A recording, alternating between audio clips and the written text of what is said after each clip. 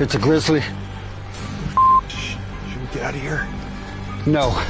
We're gonna watch and listen.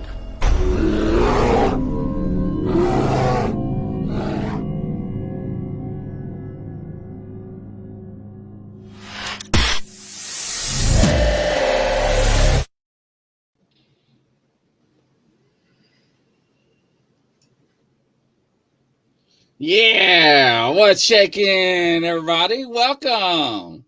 Hey. Another edition of Rolling the Bones and Rattling Cage with Grizzly and Val. What's going on, Val? Hey, Chris, what's going on? It's nice and sunny, kind of partly sunny here in Detroit. We had a lot of rain and everything. I'd like to send out to the veterans out there on this 4th of July weekend. And hello to everybody in Southeast Michigan. Hello there in Kentucky, down there in Kentucky. Yeah. Hello, Barb. Welcome, Russell. Appalachian Tales of Terror. Standing Stones. Crazy Witch is coming around the corner, and here he comes, ladies and gentlemen. Hello, Nigel. Mr. Porter. Welcome again to another edition of Rattling the Cage. So, yeah, we're going to have a good time, ladies and gentlemen. So, what do we have in store for today? Today we have an old friend from Michigan who is now, I believe, a resident of North Carolina, and that's going to be Robin Hayes McCrae. I think people will enjoy what she has to share. We'll talk to her and see what she has to say about Bigfootery and other things. All right. Well, let's go ahead and bring her on. Robin, welcome to the show. How are you doing there? Hi. Hi, guys. Welcome. Hi, Robin. Tell us all about yourself. Well, I'm born and raised in Michigan and planning to move back as soon as I can. We've kind of got slowed down on this end because there's a new grandbaby coming. But I'm in South Carolina right now, actually, and anxious to get back to Michigan. Just want to go back to Michigan. Wow, nothing wrong with that. Congratulations on the grandbaby. Oh, thank you. You'll like that. They're lots of fun. Oh, yeah. This is number 13. So I've done it before. 13, but say, God, they're good. Oh. Yeah. Whoa. Oh, my gosh. Yep. Let's get out the holy water, ladies and gentlemen. Let's start throwing it. Yeah, amen. In the name of the Father, the Son. Oh, my gosh. Lucky somebody number 13. was busy. I'm telling you. Mm-hmm. Wow. They done got me to say what in the beginning of the show. Yeah. Already. So, yes. Yeah. Oh, I'm telling you. That's a handful. Wow. Well, you're never many gonna... dwarfs? How many did Cinderella have dwarfs? Was it 11 or 13? And what was it? Cinderella, didn't she have dwarfs? Was it 11 of them or 13? Yeah, no, mine are dwarves. They're full-fledged, but yeah, but there's a lot of them. Yeah, but there was, how many did she have? I can't remember. 9 kids. Yeah, nine children and 13 grandchildren. Yeah. Oh, thanks. Yeah, everybody I'm tired. Congratulations. Everybody in the chat saying congratulations to you. Thanks, everybody. That's Hi, Aussie. Awesome. She's so sweet. Mm-hmm. Yes. So awesome. Yeah, between the kids and the cryptids, it's a pip. There's stuff going on all the time. Yeah, so give some history about these cryptids and things. I started out with the forest people at a very, very young age. I don't actually recall when they weren't there. Like, I was like toddler size. And my mom still talks about how when I was just learning to talk, I would talk about what she thought at the time was were 2 imaginary friends. One had a tail, one didn't, but they were bigger than my dad, covered in hair. And the one with the tail had like a head of a dog, where the other one didn't. It looked, it was just all covered in hair. So I for me, I don't know what it's like not to have them around. I really don't. We interact with them, whether it's through Mind Speaker in a physical form, all the time. Doesn't matter where I'm at. They just kind of follow where new ones come in. I've got some that I've been around for years. I've got, like right now, there's currently like 3 different clans that will come and visit here. And that's before the dog men, the cat people, and UFOs and the rest of the stuff. But it's just always been that way. Like, this is my normal. My normal is very abnormal. Wow. So you got Bigfoot, Yeah. Dogman, UFOs, and cat people. Yeah, I have a picture. I should, I didn't even think about it. I should have sent them all to Val. So if you guys wanted to put them up, you could. But yeah, I can. So if anybody wants to see them later, he has access to them, or to you. It doesn't matter, either one. It's always been this way. Like I said, I really and truly, I don't have any idea what it's like not to live like this. I don't want to anyway, but I get to see a side of things that a lot of people don't. So that makes me happy. Oh, that's interesting. A lot of interactions. The ones here in South Carolina are fine. I don't have issues with them. I don't have any aggression problems with anybody. They are pretty straightforward. The ones in Michigan are just, oh my God, I'll never live like that again. It was the best that could be.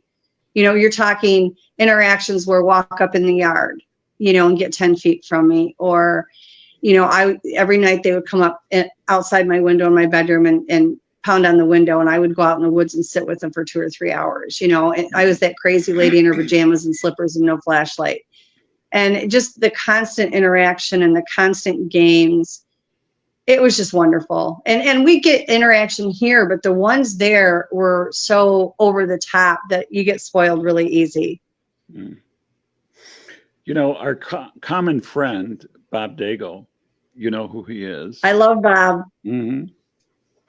Bob was the gentleman that I snagged onto when I left the law enforcement to check this mystery out, this myth out there in the woods and stuff. It was Bob Daigle, our friend Bob Daigle, who I was with on the day of my encounter. And so I'm familiar with you. He always spoke highly of you. And unfortunately, I never had the opportunity to meet you before you moved. And yeah, I am familiar with the news articles. And what I've read in the news articles were, I think they tabbed you the pancake or blueberry muffin lady or something. Bigfoot. Oh my God, that was so crazy. Can you share that with the listeners? Yeah. First of all, let me say this about Bob Daigle. I would not be here if it wasn't for Bob. I did this my whole life, and I was interacting all through my childhood as an adult. I literally had no one to go to about it. And I unintentionally, even though that's where they were guiding me, went into like this portal thing. And after that, I was like, I have to find somebody that knows something about this, because I can't be the only one that's going through this. So I reached out to Bob through the website, Michigan Bigfoot, and he responded to me. He was so kind and just the nicest person ever. I didn't talk to him for several years, and I moved to another place in Michigan, and they were like, from the day I got there, walking around uncloaked and interacting, and all these things were going on. And so I reached back out to Bob again. So had I not met Bob, I give him full credit, because if it wasn't for Bob, I would not be here. He was the only one that was, I reached out to him first, and I got really lucky, because if it would have been anybody else, everybody would have terrified me, and I would have gone back out in the woods with the Foots, because they don't scare me. Our people terrify me, but I'm fine with them. So how the blueberry muffins. Yeah. Okay, the blueberry muffins started, and it was very innocent. Okay, I always tell everybody, be careful when you gift. Like, I didn't have anybody to go to for advice. Mm-hmm. So I was gifting them every day.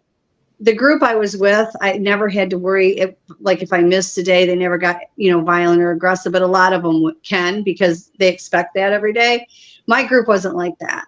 And so every day I would go out and I would do all these things where there's no way they could get the food if they didn't have thumbs and hands. And I would do these as tests, because we'd already gotten visuals of them. And it was just like these games. And so I had this big stick that they had stuck in the ground. I had not done it. They had done it. And by then I quit going out in the woods. I had 10 acres, quit going out in the woods and feeding them, because they were coming up to the house every night anyway. And I'm like, you guys are lazy. Like, if you're coming up to the house anyway, I'm just putting the food outside the house. It was like maybe 50 to 70 feet off my end of my house. And they had put a stick in the ground there. I wanted something to go on the stick And then I was going to put like headbands and things around it to see if they would have to unknot that in order to get these off or rip it off or whatever. Bagels worked perfect. There's a hole in the middle. And I went up to get some, and they had plain and they had blueberry. And I thought, okay, that's, I'm sure they like the blueberries. So I grabbed the blueberry ones, and they went out and ordered over them. I was going through so many blueberry bagels. It was crazy. Like, nobody could keep up with the demand for the blueberry bagels. I would go into the store in the small town I lived in, and they were like, we don't have any here yet. We ordered more. And I'm like, well, I need them like now. Next thing I know, people had found out about these blueberry bagels, and I had people showing up at my house with bags of them. What? And it just turned into this, this thing, the blueberry bagel girl, because they were so obsessed with these bloody blueberry bagels. It was an accidental thing that happened. And then when I went to Russia, it was brought up there, and everybody turned it into this huge thing. And next thing I know, I'm on the internet as the blueberry bagel girl. Now, which they loved it because they're obsessed with it. Now, the ones here in the South, they could care less if I put blueberry bagels out there. The ones in Michigan, I could have put bird poop on a shingle. They would have eaten it. But here, they're much more picky. They're really good here at saying they need something or they want something. And then you go and you move heaven and earth to get it for them. And it's like they wanted spices. And I went and got them the spices they wanted. They didn't want it anymore because they were in the glass jars. And I'm like, it's raining. If I dump it out on the ground, you're not going to have it either. Like the ginger root was better because it was in the whole root. Now, Robin, so, but the ones. Do you speak Russian at all? No, and Igor's tried for years, and I failed so miserably. It was just there are no words that can explain how bad I am at trying to speak Russian. When I spoke to the ones when I was in Russia, it was through MindSpeak because I couldn't understand anything in Russian. And so when they mind speak, they can speak in whatever language you need them to. So they would start mind speaking I verbal speak to all of them as well, but I also predominantly mind speak. And so I would say to them, you can talk to me in Russia all day long, but if you want any results from me, like you have to speak English. And then they'll flip it over to that. Now, just for the audience, can you explain what MindSpeak is? Sure. It's telepathy. Okay. Yeah, it's telepathy. The thing of it is people really limit themselves because they believe that they're going to hear this booming voice in their head, and that's the only way to get it. And that could not be further from the truth. It can be letters spelled out. It can be words. It can be a photo. It can be playing like a movie. It could be a sense of knowing. Any thought that you have that's not your own, that kind of thing. So it's much more than just hearing a voice in your head. For me, I experience it all different ways. I don't know why. I know some people do it just one way or another. Myself, I do it in multiple ways. But I also speak to them verbally. Like I have a couple that will come up and say things and you can hear them verbally. Now, a lot of people in the Bigfoot community aren't going to accept that. You might have heard. Oh, and I'm okay with that. Yeah. Years ago, Val, when Igor's the one that brought me out and introduced me to Facebook and introduced me to all these Bigfoot researchers. And, at that point, I had spent 40 years of my life doing this by myself and having a grand old time. So when he brought me out, of course you get all the haters and everything. And that's fine. Like there's so many people that try to actively hoax. I always tell everybody, be skeptical, make up your own mind. It's okay to ask questions. But I'm not here to prove, here's my thing. I'm not here to prove it to anybody. I was not put on this planet to be the source of proving anything to anybody. Nobody can prove to me it's not happening because I experience it so much and it's accurate.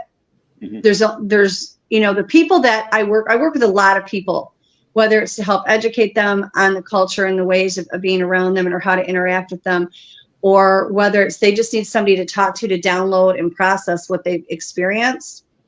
The people that I work with know how legit I am. And that's all that matters to me. So, I don't mean that to be cruel to the people that don't believe it. That's all right. You haven't had my experiences. if I hadn't had my experiences, I probably wouldn't believe it. I mean, if I'm being honest, because I never learned anything from books on this topic, on any of them. These are all my life experiences. These are things that they physically have taught me. So everything I know, everything that I've learned has been either from them or I've learned it on my own because of my own experiences. Other people haven't had those experiences. So I don't get as easily offended as maybe I should or other people might if somebody questions it. It's good. It's healthy to question things. The only thing I don't like or I get offended by is you can do it in a kind manner. You don't have to be mean. You don't have to be hateful. Either don't say anything and don't watch me on a show, or think I'm a fool and just walk away from it. But you don't have to be like this mean, nasty. I would never do that to another person. Never. Whether I believe them or not. And I don't believe everything that I see out there either. You know, so I just tell everybody, you know, you haven't had my experiences. Try to keep an open mind and figure it out for yourself. You know, may God give you the experiences I've had, because then you'll know. That's exactly what I try to implore others to take a step back. I know that some things are just going to be too difficult to grasp, you know, for some people. But this delve into Bigfootery is not like we normally see, you know, and learn in textbooks and stuff. This is totally different. And when we think we figured it all out, I'm not an expert. Yeah, I'm not an expert. I do not, and I will go to my grave saying this. There is no experts in this. I don't care how many experiences you have. I don't care what you've read, what you've watched. There truly is no experts, in my opinion, because we're only going to learn about them what they're willing to give us, and they're not going to tell us everything, and everybody's experiences are different. And because these are a human hybrid, and they are, the DNA proves it, these things are just as individualized as we are. There are no two alike, there are no two behaviors alike, and there's so many complexities to them. You can't just go by a couple of them. You can't just go by one clan. You know, and again, it's like the clans are different themselves. You've got some that are in Michigan that act a little bit different than they're going to act in South Carolina. You know, I work with people right now that are really spread out all over the globe, literally. And it's just crazy. And just like we have in our world, you know, we have Americans, we have Japanese, we have Chinese, we have Mexican. All of these people are valuable, but they're not all going to share the same experiences, and their culture is different. You know, there's no reason to believe that it would be anything different here. Absolutely. Have you seen the work that I've done in the Bigfoot databases and I love of it. that nature? You see it? Yeah.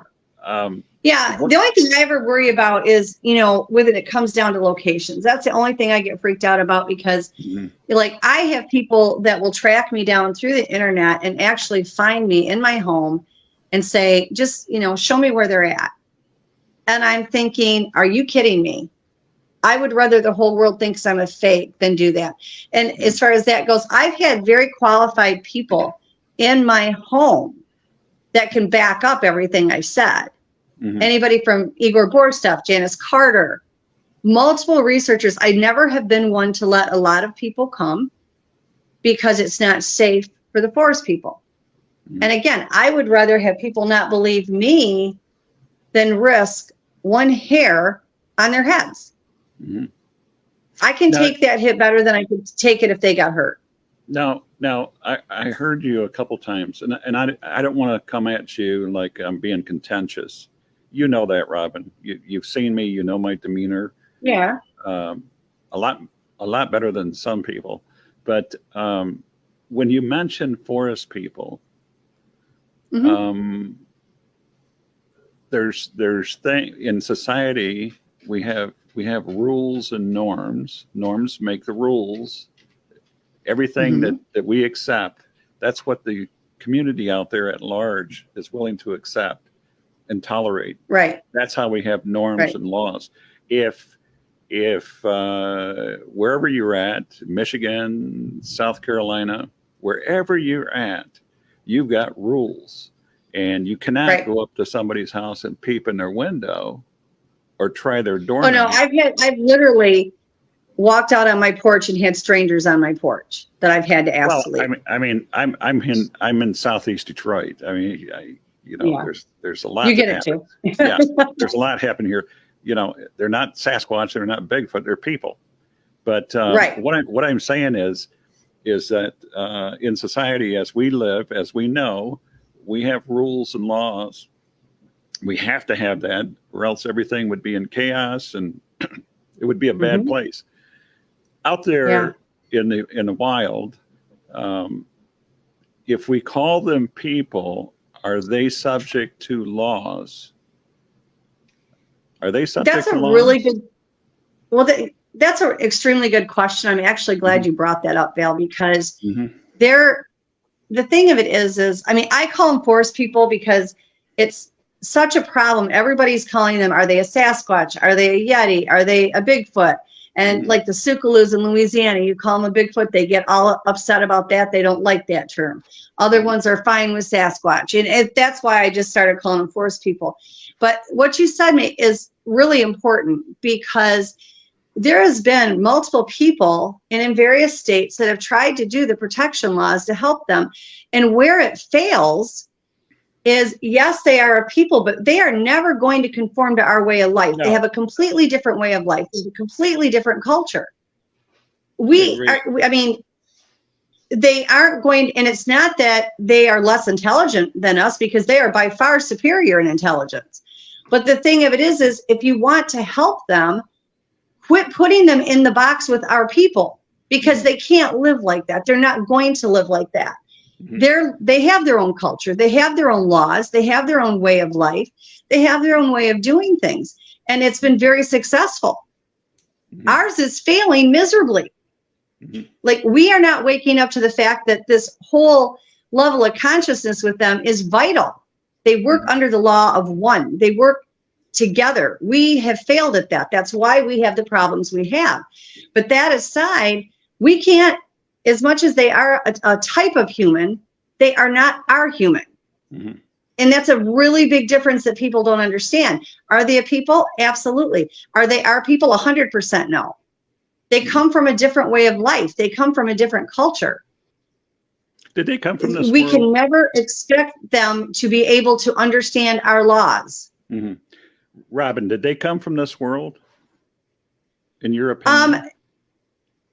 My opinion. You want me to do the science part or my opinion? Your opinion. Okay. I was out in my side yard in Michigan, and I was out with the three that I used to go and hang out with every single night. And I said to them, I said, people are fighting everywhere over what you guys are. When I was a little kid, I thought they were animals because I'm an animal freak. Okay. And I was a little kid. But by the time I was, getting ready to be a teenager, I knew they were, and they were talking to me anyway. But so I knew that they were more than that. And then you get all these people fighting. And so I just simply asked them, I said, you're going to know what you are. What are you? Like, not what I think you are. What are you truly? And they pointed to me and they said, we're human like you. And they pointed to the sky and said, and star people. And the bottom line is they should know what they are, but it also explains an awful lot of the abilities that they have. I get it's hard for people to understand the abilities. Like, literally, we have been taught in our society and our culture that things are a certain way and in a certain little box. But the reality is different than what the teachings that we've had from our own people. I've watched the abilities these guys have, okay? There are times that I shake my head and think, I can't imagine I just saw that. But at the same time, I have witnesses that have seen it with me. So unless we're having a mass crazy attack at one time, these things are going on, whether anybody wants to accept it, believe it, or whatever. Your mind is going to accept what it can handle. So when you get in these outside norms of it, if your mind is not able to comprehend that, it's going to shut it down. And again, that's when I say to people, I'm okay that you're not going to believe that. That's okay. When you are open enough and your mind is ready and your heart's ready, or if you have that experience, may God bless you with the same experiences. Mm-hmm. You know, I know when I go to bed at night and when I leave this earth, I know I've never lied about any of it. And I can take that to my grave with me. What other people think, I can't change. Mm-hmm. I refuse to lie about it. I refuse to stay quiet if asked about. Like, I'm not running around swinging from the lamppost, you know, yelling about it. But if I'm asked, I'm just not going to lie. Mm-hmm. Henry, I stayed quiet for a long time. A well-known Native American, and he was a speaker on Bigfootery, Sasquatch in particular. He says that, I can't quote him verbatim now, but he, in general, in jest, he said that Sasquatches are opportunist. They have no shame. They feel that whatever I have, they're entitled to that, and they will take. They, you know, if the opportunity presents itself, they will take. Now, this is from Henry Moon. Look him up. Right. Look him up and do some research on him. He's very well spoken, very wise in his counsel. But these are some of the things that that are said. With that said, there was a philosopher, a college professor up at Wayne State University in Detroit, who claimed that all of us, you, me, Grizz, everybody listening out there, are star people. And he goes on to explain that the reason why he made that statement was because when meteors fall from the sky and find their resting place in the soil, we plant food and we consume food into our body. We are what we eat, if we believe that. Therefore, our body is made up of particle of metals and material from out there in the celestial space. Do you believe that? Right. Well, you're breaking up a little bit, so I'm going to try to get it as close as I can. First of all, when it comes to Mr. Moon, I'm not going to say that he's wrong, only because those are the ones he interacted with. What I will say is that has not been my experience. It has been my experience with clans outside of the ones that are around me. And I have to refer again, and I know this sounds like a broken record, Val, and I'm not trying to make it that way. I'm just being as honest as I possibly can be with you. It depends on the group. It depends on the individual. Go to Detroit, Michigan. You don't walk even around there by yourself because you don't know what's going to happen to you. But if you go north and you're walking around Traverse City, you're relatively safe. So it depends on the location and the individuals. In my experiences, and my birthday was yesterday, so now I'm older than dirt. Throughout my entire life, I have never, ever seen where all of them were the same on anything. It depends on the group. It depends on that clan. Each clan, while there's a set laws that go across the clans, each clan is also individualized, and each clan will have their own laws. So, you know, if you've got a clan that is perfectly fine with them being obnoxious to everybody, that's what they're going to be. But don't limit and believe for a single second that they're all like that.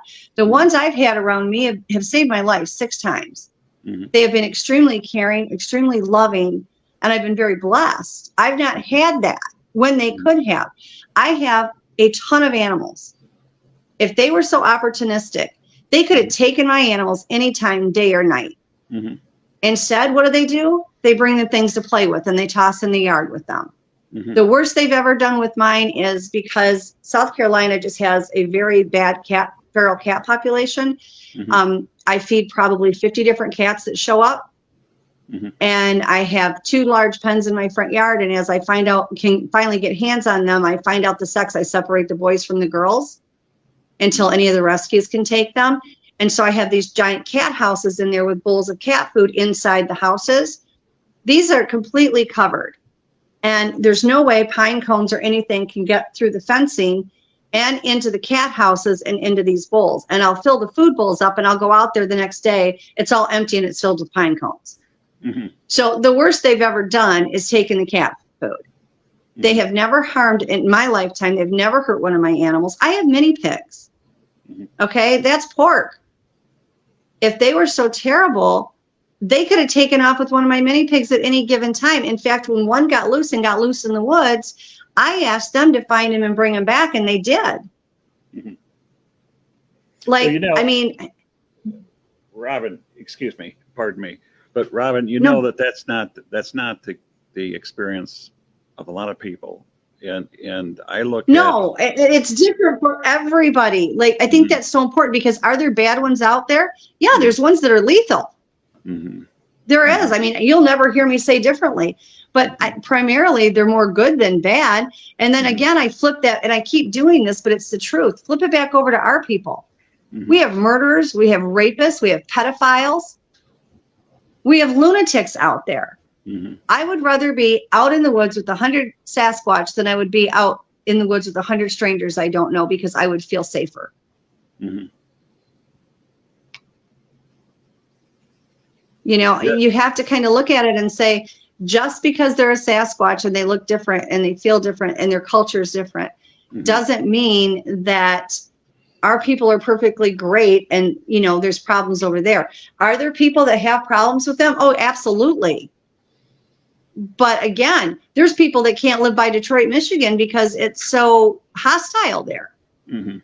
It depends on the area, it depends on the group, and it depends on what's allowed within that clan. But Mhm. there's absolutely bad ones out there, but there's also some absolutely incredible ones. Mhm. So, are you a proponent of gifting and baiting and I can't hear you. I'm sort? sorry, it broke up. Are you a proponent of gifting and baiting? No, I don't. I don't recommend it. When I did it, and I want to be clear with everybody, I'm sitting on this chair and it's killing me. I want to be clear with everybody. I did not know. Okay. I didn't have anybody to say, hey, you're doing something stupid, because they're going to get dependent on you. That's Mhm. not a bright idea, because you don't know, maybe a couple of them in there might get mad when you quit feeding them. I didn't Mhm. have anybody. Mhm. I was by myself until I Mhm. was like 42, actually 44. Mhm. So there was nobody to say, hey, dumbass, don't do that. But my personal opinion now, I've not had any get aggressive with me for stopping. The Mhm. clans, I had like 4 clans that met at my property there in Michigan. And they were the greatest gift that I've ever been given, because they were so kind and they were so good and so loving. And I didn't have problems.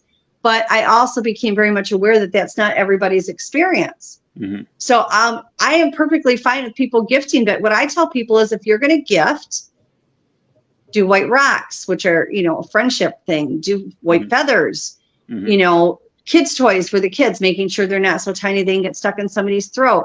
If you want to take a bag of apples out once in a while, but not on a regular basis, please do. They enjoy it.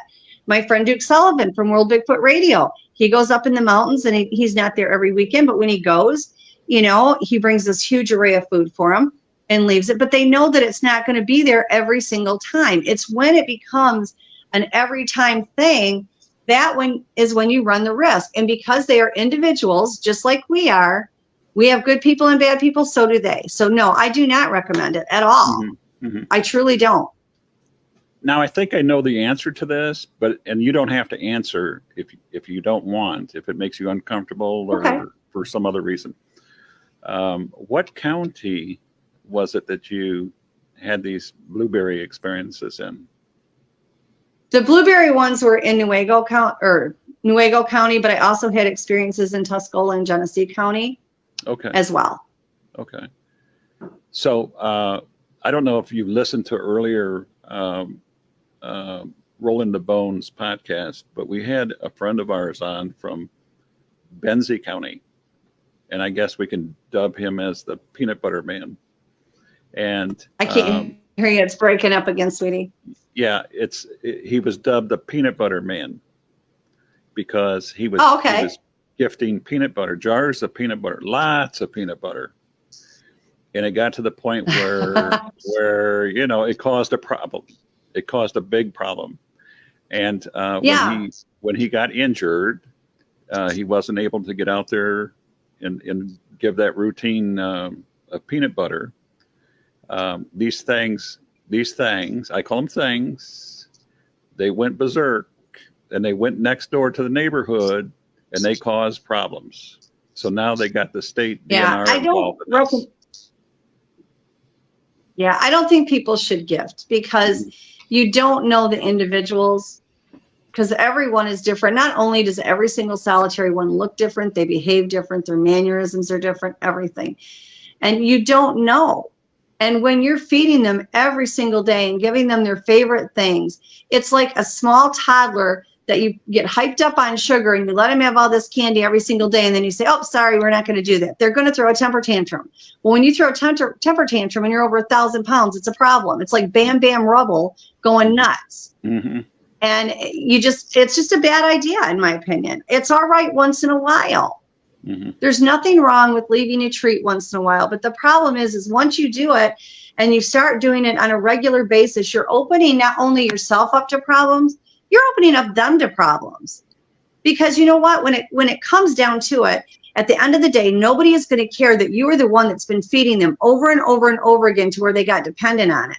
It's only going to come down that because they're different than us, they're the bad ones, and they're the ones everybody's gunning for. Mm-hmm. When you're the one that created the problem. So you just eliminate the problem.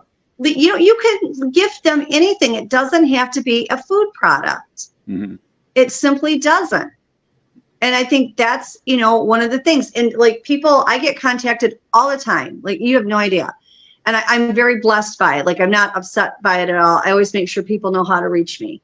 But they'll contact me and they're like, I have PTSD because I ran into this thing and it scared me. And I'm like, okay, did it physically touch you? No. Did it physically harm you? No. What did it do? It yelled at me. Okay, well, it yelled at you because you were getting too close to an area you shouldn't be in. They could have their children there. They could be out hunting. They could have other members of the clan there. And what people really don't understand, and I found this to be true multiple times in my lifetime and with other people I've worked with, they will yell at you to get you to stay out of an area that could hurt you. Mm-hmm. There could be a black bear. Mm-hmm. Oops. Maybe she'll come back in. Yeah, But we'll one of the things that Robin was talking about was that Sasquatch will yell at you if you're getting too close. Is that any different than me if getting upset if one comes to my door and tries my door? Would I be out of the norm to react to that, trying to keep them away from my children or my property? That's the kind of stuff that I'm a little puzzled with here. Right. Does that make sense, Grizz? Yeah, it makes good sense. Absolutely. Mm-hmm. Here she comes. Okay. All right, great. she's back. Great. There we go. I'm back. Okay, great. So Can you hear me? Yes, very good, loud and clear. So what puzzles me about that is if the Sasquatch, in your example, if Sasquatch, I can't hear you guys. Okay. Test. 1, 2, 3. Can you hear that? Let's see.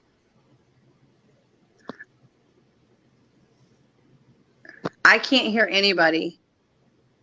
I can back Yeah, out we and can come hear back you. in.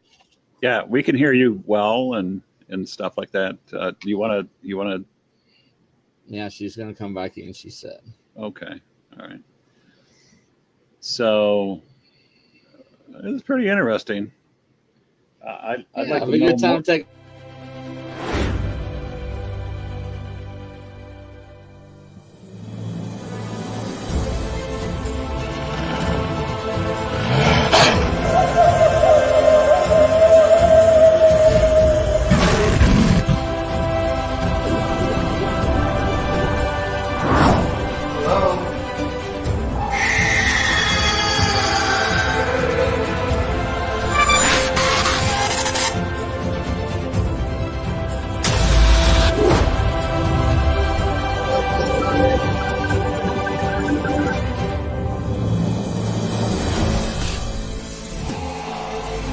My gosh, they're all going against the wind.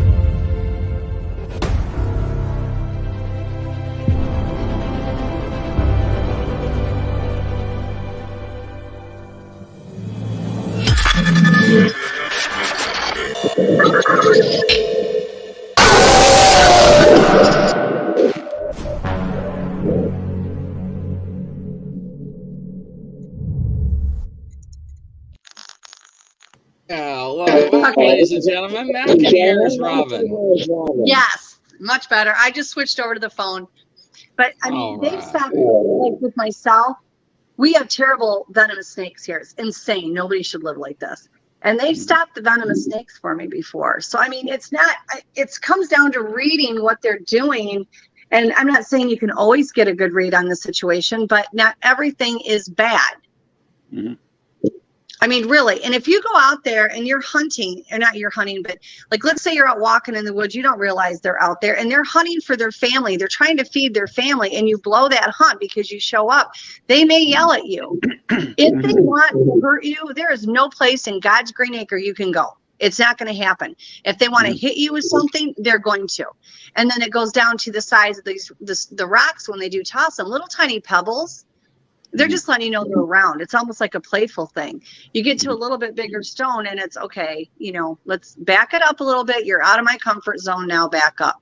If you keep pushing it and pushing it and pushing it and you get the big boulders, they're going to give you one about, you know, close enough to you to scare you enough to back off. And if that still doesn't work, you're getting pelted.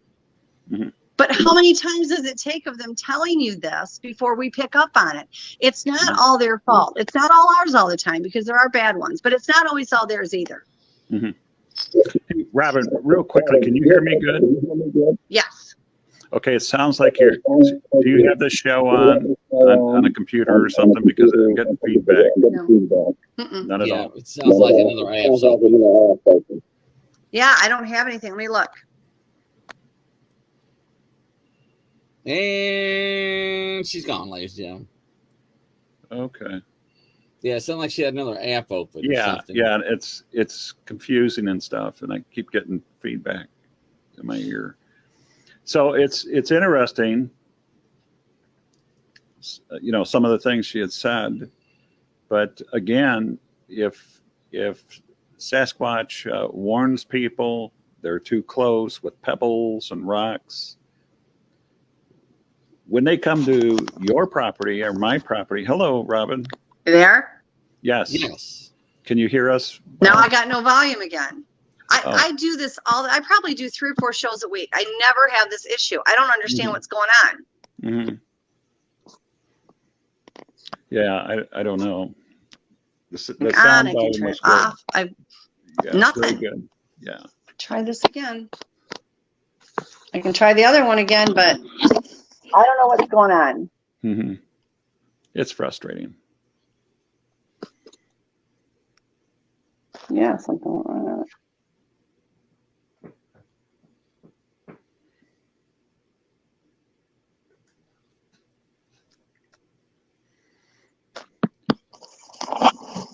Do you have sound, Robin?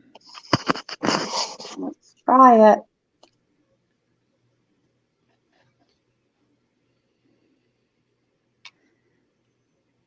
Well, we got some dead air now. There she is. Okay, you guys there? Yes. We're here. We're here. This is crazy. I do 3 or 4 shows a week easy, and I never have this issue. So I'm not really sure what's going on. No worries. It happens. Can you hear us well now? Yeah. You can hear us?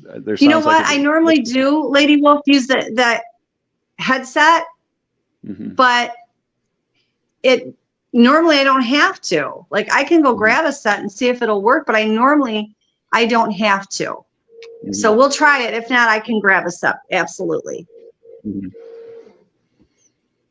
But, you know, we need to understand too that when we go out in the woods, we're now in their world.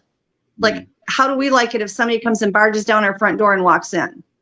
Well, my question, if you can hear me, my question is, where does their world end and my world begin? To me, I think that's really difficult. I really, and I wish I knew. I mean, I agree with you on what you're talking about. Like, you know, for me here, everything that comes on here, I always tell them, if you want to come in peace and you have love in your heart, you can be on my property. And they run all over the place. But there's a limit to how far, you know, I'll let it go before I put down, my own laws and my own rules for here. But again, it's the same thing as with everything else. It depends on those individuals on whether or not they'll respect it. Now, we had a problem where some of the youngsters were climbing on the roof all the time. And I tried for 2 months and I said, you guys I can't sleep at night. You're playing around on the roof all night long. Finally, I was like outside at 11 o'clock at night and doing the mom voice going, you will get your hairy butts off my roof and you will knock it off so I can get some sleep. And I haven't had any problems with them since. That was over 2 years ago. I had a friend of mine up in near Lansing that was telling me that he had issues with a juvenile, a young male, probably 7 foot. And the issue that he had with it was that it was around his house and it was screaming, usually around 2 or 3 o'clock in the morning, then tearing up the trees, throwing the trees on his manicured lawn. And he said, I'm going to go grab a headset. I feel so bad, you guys, because this never happens. Like, I don't have this issue. Okay. Yeah, grab the headset, Robin. Are you there? Yeah, grab the headset. Okay, I'll be right back. Okay. So, Grizz, what I was going to share with her is the story related to me about the 7 foot juvenile that was screaming and just being a nuisance to the homeowner, to the point where he had to get up early in the morning and go out there and scream at the Sasquatch and tell him to knock it off, and that if he didn't knock it off, he would turn all the yard lights on and light them up real good.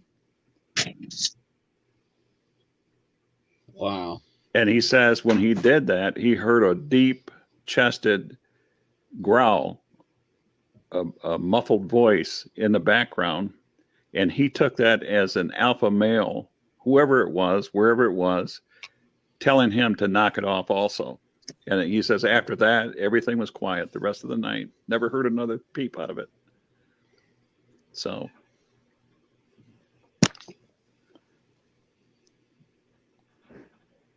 Okay. Test. Yeah, hang on one second. I'm working on it because I just don't understand this. This goes crazy. That sounded pretty good. I can hear the voice pretty good. Well, it's not. How's that? You guys hear? No, I can't hear you. Test. 1, 2, 3. Can you hear that? Pretty good. Yeah, I can hear you. Yeah, we can hear you. Okay, we'll try that. Well. Okay. Yeah, and again, it goes back to the same, and I feel like a broken record, but I'm just being honest. It depends on the group that you're working with. There are some that, and I get called out to different areas with people that are having problems with them because they're not all good. They're not all good, but we aren't all good either. And there are people that have problems, and I've gone out to their homes and I've helped and tried to, like play peacemaker. I try to hear. We have everything that comes through here. This is just like, it cracks me up. I hear people talk about Skinwalker Ranch, and I'm like, come to my home. I mean, I got ghosts. People have seen the ghosts walking around the house, all this stuff going on. We had a craft in the backyard. I've got videos and stuff of all this thing. So it's not like it just, it came up. But you have to, it depends on the individual you have, and you have to customize how you deal with them with each one. And there are going to be some that literally will not listen. I mean, I'd love to say that they all, can behave themselves. Truth is, they can't. They can't. There's some of them that just, misbehave just like our people do, unfortunately. Well, a couple things to that is some of the best Bigfoot reports that I've seen have come from paranormal ghost hunters, I guess you might call them. Yeah. These people, go out and claim that, people are reporting hearing screams and stuff like that.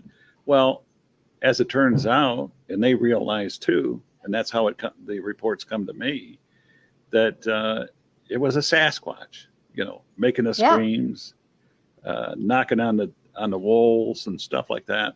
Oh yeah, but it's not. Go ahead. I'm sorry. Yeah, that's okay. You mentioned earlier about white rocks equal friendship. Yeah, Where do you get that from? they told Robin? me Okay. that a lot, a lot of the things, like I had said before, I didn't read all this stuff up in books. This is stuff that they have taught me about them, their culture, their way of life, their Hmm. languages, Hmm. and that I've experienced myself. Does that mean I'm 100% accurate? No, I know that's my truth because I lived Hmm. it. I still Hmm. do, continue to Hmm. today. It might be different for someone else. And, like the Sioux in Louisiana are a little bit different than what we get, with the Bigfoot or Sasquatch or whatever you choose to use to call them here in South Carolina.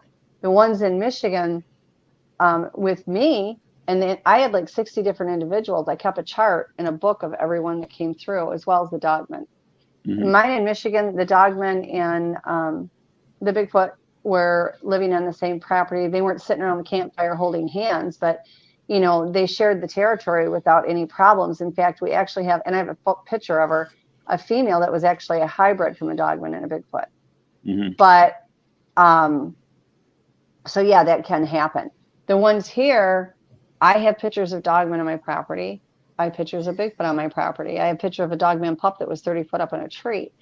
But they don't have a problem being here together, but I don't see them hanging out together. And there are places where they don't want to be around each other at all. So again, it's like, we have people that want to live off grid because they don't want neighbors. And then we have people that want to be in the city because they do want neighbors. Hmm. So as a data miner, I use probably 235 different data points, subgroups. One of them in particular, I know I haven't populated a lot in there, but I had been watching the reports with white rocks. So when you mentioned that, it kind of raised Yeah. my ears a little bit. If you see my headphone move a little bit, it's because my ears are up Yeah. there waving. They're listening. Yeah, that's interesting. In most of those reports derived from Michigan, although there were some others out of state, Ohio, down south It someplace. seems, yeah, it seems to go pretty much across the globe with the white rocks. Hmm. And if you notice, like even when they do a lot of the rock building that they do, Hmm. those are a lighter color rock. I'm Hmm. not saying there's never a dark rock in there, but they tend to generally go towards the lighter. Hmm. Everything with them, the white is pure. Like I have a Great Pyrenees, which is pure Hmm. white. They are Hmm. obsessed with this dog. Like they would literally kill for this dog. They love her. They constantly are out there. You'll go out in the backyard. She loves them. Hmm. She goes right to them. They'll come up to the fence at night and she's out there wagging her little tail at them. That's the last thing she wants to do it before she'll come in is go play with them, and she'll go over there. And I have a large number of dogs, and I'll go out there in the morning and I walk around the backyards and the perimeter of the fenced in area to make sure there's, no snakes out there and there's nothing out there that can hurt anybody before I cut them all loose. I went out there was nothing out there. They're all playing, they're all having a good time. I look outside and here's Freya, the Pyrenees, and she's carrying around a flipping 2x4. Hmm. A 2x4. I would have noticed a 6-foot 2x4. Hmm. And she's got it in her mouth, and I can hear them making noises to her and talking in their language, which sounds a lot like gibberish sometimes, Hmm. in the bushes. And they're shaking the bushes at her, and she's trotting around with this hanging out of her mouth and drags it over the fence where they're at. And so what And is I'm that? like, So what does the white color to you mean? Do you also see it as their I do only because of what they've shown me. Mm-hmm. It goes, like dark stuff is supposed to be. I mean, I have a black dog, and they're really good with him too. In fact, he was severely abused, and they were instrumental in in helping me be able to put hands on him because Mm-hmm. the abuse was so severe. Like the abuse that went on with this dog, people can't even that kind of level don't understand. I've had him 5 years, and it's taken 5 years for him to be able to have myself touch him. And I have to be on his level to do it. He can't handle anybody reaching down because it was so severe.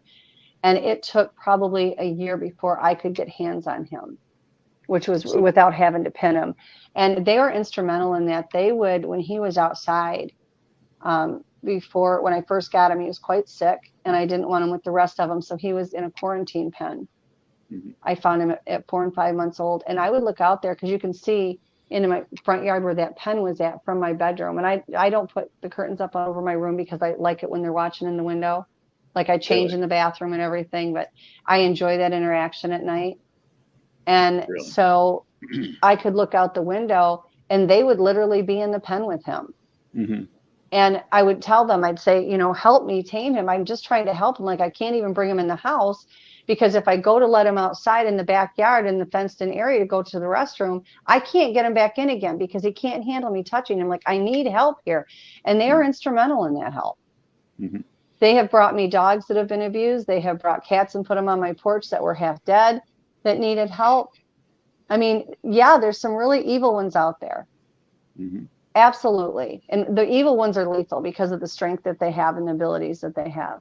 Hmm. But the good ones out there are incredible. Well, with the database and stuff, I look at the number of aggressive reported Uh-huh. aggression, and the number of reports of gunfire, including gunfire. And Robin, there's an unequal balance there. There's a fewer number of gunfire reports. When you say gunfire, what do you mean? From people shooting at them? I mean shoot with any kind of gun, from Yeah. shotgun to rifle, Right. any of that, pistols, revolvers, Yeah. any of that. Yeah. This is how this is how a lot of people will respond. Now, in contrast to what you said earlier, the Sasquatch will typically, as a behavioral trait, will throw lob pebbles and stones to Mhm. ward off people that get too close. Yeah, it's People, safer than standing out in the open to get shot at. yeah, people use weapons to do the same thing. You understand that? Oh, I And understand that, but they don't. yeah, yeah. Well, yeah, that is the case. So I don't see, and I even look at and flag any report that I, as I term it, Good Samaritan. So those Mhm. acts of Good Samaritan, I don't see a lot of them. I really don't. I know they do occur. I know they do happen, but I just don't Mhm. see. I don't see when you weigh things on a scale. I don't see the balance there. There's Well, something you lacking. have to look at a couple things too, Hmm. Val. Number one, it's hard enough to get anybody to come forward because they are so insistent these things don't exist. So that when you have a passive encounter and you tell them that, nothing bad happened or whatever, nobody's going to believe you anyway. But Hmm. drama talks. Drama Hmm. seems to get people's attention. Drama seems to get more respect.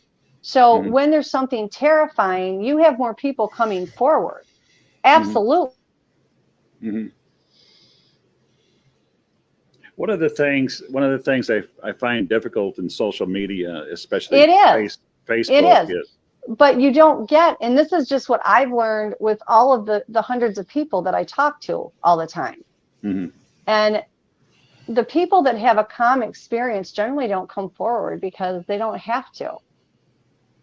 They don't have to come forward. It's a calm experience. They're not frightened. They may not understand it. And I'm being honest. Hmm. Out of 100% of the people that contact me, 80 to 85% do not have a negative encounter. Hmm. It's just a fact. I think the reason that you pick up more of the negative, in my personal opinion, for Hmm. whatever that is worth, is because it's a bad experience. Now they're scared. They're terrified. They Hmm. want help. They don't care where they're going to get the help. So they have to get it out because they're scared. People Hmm. talk more about bad things that happen than they do the good things. Look at our newspapers or the internet Hmm. papers. Hmm. It's not filled with everybody's rainbows and unicorn stories. It's this Hmm. person's getting beat up. This person's kidnapped. It's the bad stuff that make the press. Hmm. And I just don't see where it's all that different. Now, there's, certain areas in Michigan, that don't have some nice ones. But again, that's with everything. I don't care if you're talking about cougars or bears or humans. or Mhm. Bigfoot or whatever, or a dogman. Mhm. There is a balance of good and bad in every single species that there is. Mhm. Now I heard, Janice Carter, and I heard we had Janice Carter as a guest Oh, very here, well. and she did tell me, Love her. Val, you put a lot of negative stuff on there. Put I it out. agree. The Yeah. let me explain the But that's difference what you between get. no 138,000 reports that I've been through. I would dare to say that the majority of those are negative. They're not. They are not. What I put on there is a rebuke to the parroted narratives that you hear and you see on social media and Mhm. media out there, that this doesn't happen. For instance, one of the quotes that I like to recite all the time, tongue in cheek, is "There's no such thing. No such thing as Sasquatch ever killing a human being or injuring a human being ever." Oh, that's not Well, that's a true. lie. No, That's that's not that's true. not Yeah, true. That's that's a lie. inaccurate. It's not true. And that is exactly what a lot of these people, you see it on there. I don't have to name names. You'll know who it is. Right. And Right. what I do is show them. Sometimes it's easier to show people rather than tell them. And that's exactly what I do. I agree That's with that to exactly a what I do. degree. I And agree with it to a degree. And when I say that, it's only because, yeah, I think that needs to come out, that these things can happen. Mhm, I agree with that part of it, because it's the reality of the situation. And people mhm, need to know that this is not all fun and games. This is not all unicorns and rainbows. People can get hurt. But mhm. you know what? We're killing our people more than we're getting killed by anybody else, But we're not talking about people. We're not talking about every other people. I mean, we see that every day. We're talking about Bigfoot, Sasquatches, which are a and the type of people. The well, genetics proves it. you know what? In my database, I classify them as animals, multiple Yeah. And see, animals. I don't say multiple people. I say multiple animals. right, But that's that my have a term. mitochondrial, yeah, but that have a mitochondrial side Mhm. that's human. Yes, I understand that. I realize that. But to your point that a lot of the stuff that I post is negative. I don't Um, think everything, like, I enjoy some of your no, posts. I really do. I'm in your no. group. I want you. Yeah, I know you are, and there is a lot of stuff. There's a lot of data. For instance, I could sit there and tell people, according to my analysis, what I'm looking at this data, um, people generally, not always. This is not empirical science. Generally, people experience more encounters between the hours of 10 and 11 o'clock p.m. Why is that? I don't know. I'm just telling you, this is what the data That's shows. not what it The happens. data, Yeah. and now, Robin, this is not hyping negative stuff. It's just general stuff. I can also tell you that for some reason, there's more activity that occurs between the months of June, July, and August than occurs September, October, November, and those are Yeah. prime hunting seasons. Those 3 months that I mentioned, September, October, November, those in particular are very key and important to understand and remember, because those are the months when you see conflict out there in the field. It's usually over stolen food involving deer. Yeah. Hunters go out, they shoot a deer, and right before their eyes, a Sasquatch grabs it, walks off, looks Oh, back yeah. at him, grins at him. Yeah. What are you going to do about it? Yeah. It's their But choice. yeah, You know, and I'm not saying that that isn't what your and data shows. no, Okay. But what I am saying is, in my world, mhm, that couldn't be further from the truth. I have mhm, had probably 90% of my sightings during the day. And when they've mhm, come up and walked up to me, it's been during the day. Have I seen any at 10 and 11 o'clock? Yeah, because there's not as many people around. So they're number one, they're not nocturnal. That's a joke. They're not nocturnal. But they also don't migrate, by the way. But the thing is that when you're getting at 10 and 11 o'clock at night, what happens? Our people aren't out there. So why are they going out at 10, 11 o'clock at night? Because they don't want to be hanging around with us because they're trying to blow their bloody heads off all the time. Okay, I understand why people carry guns because obviously they're scared. And if they need protection, they should have that available. So I understand that. What I do with the people that I work with that carry guns, because when you go out in the woods, let's be real, guys.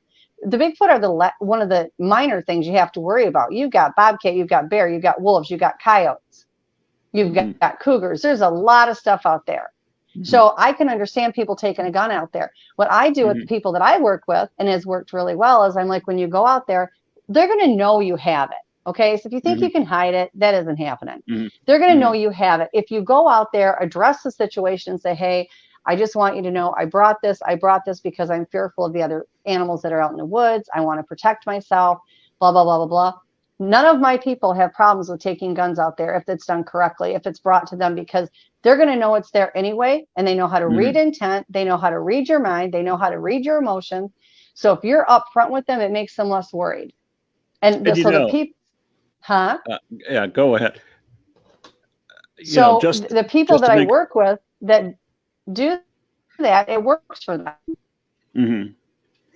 My encounter in Michigan, there's a picture posted of me online. I think we were out, and I think I stepped in some quicksand or some really bad mud or something, but I was all sunk all the way up to my knee.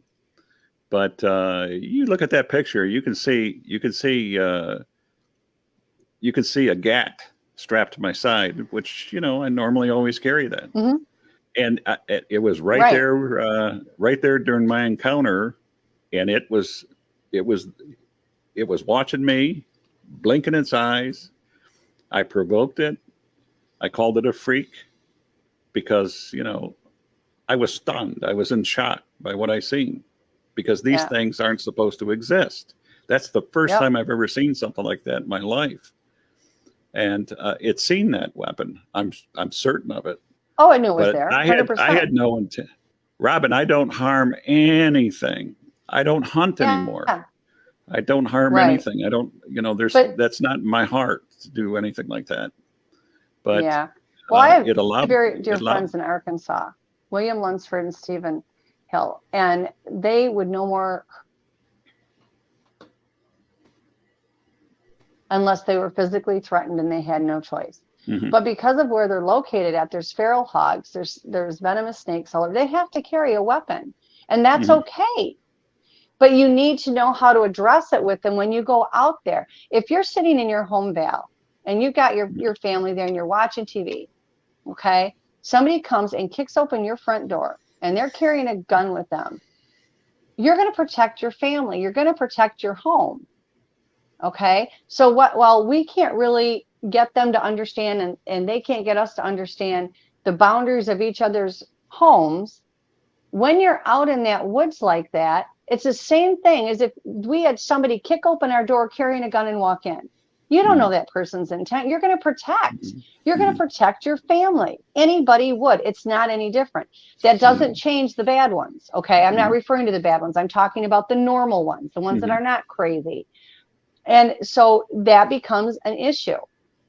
But more times than not, they're getting yelled at, they're getting screamed at. Some of them have been bluff charged. I've been bluff charged before in Texas. Thing leveled a bush I was standing next to. But if they wanted you dead, you wouldn't be here. A lot of it is scare tactics to get you out of the situation you're in. I'm not saying that's an excuse. I'm not saying that that's okay. I'm saying that is the reasoning behind it. And there's a difference in that. As far as, you do have a lot of stuff in the negative aspect of them. And I think in some way that needs to come out because people need to know that those situations can happen. What I would like to see is for every one that you put out that's negative, pull a positive one, because there's a lot of positive there as well. It's okay to bring out the negative. I tell people willingly, they are not all perfect little angels.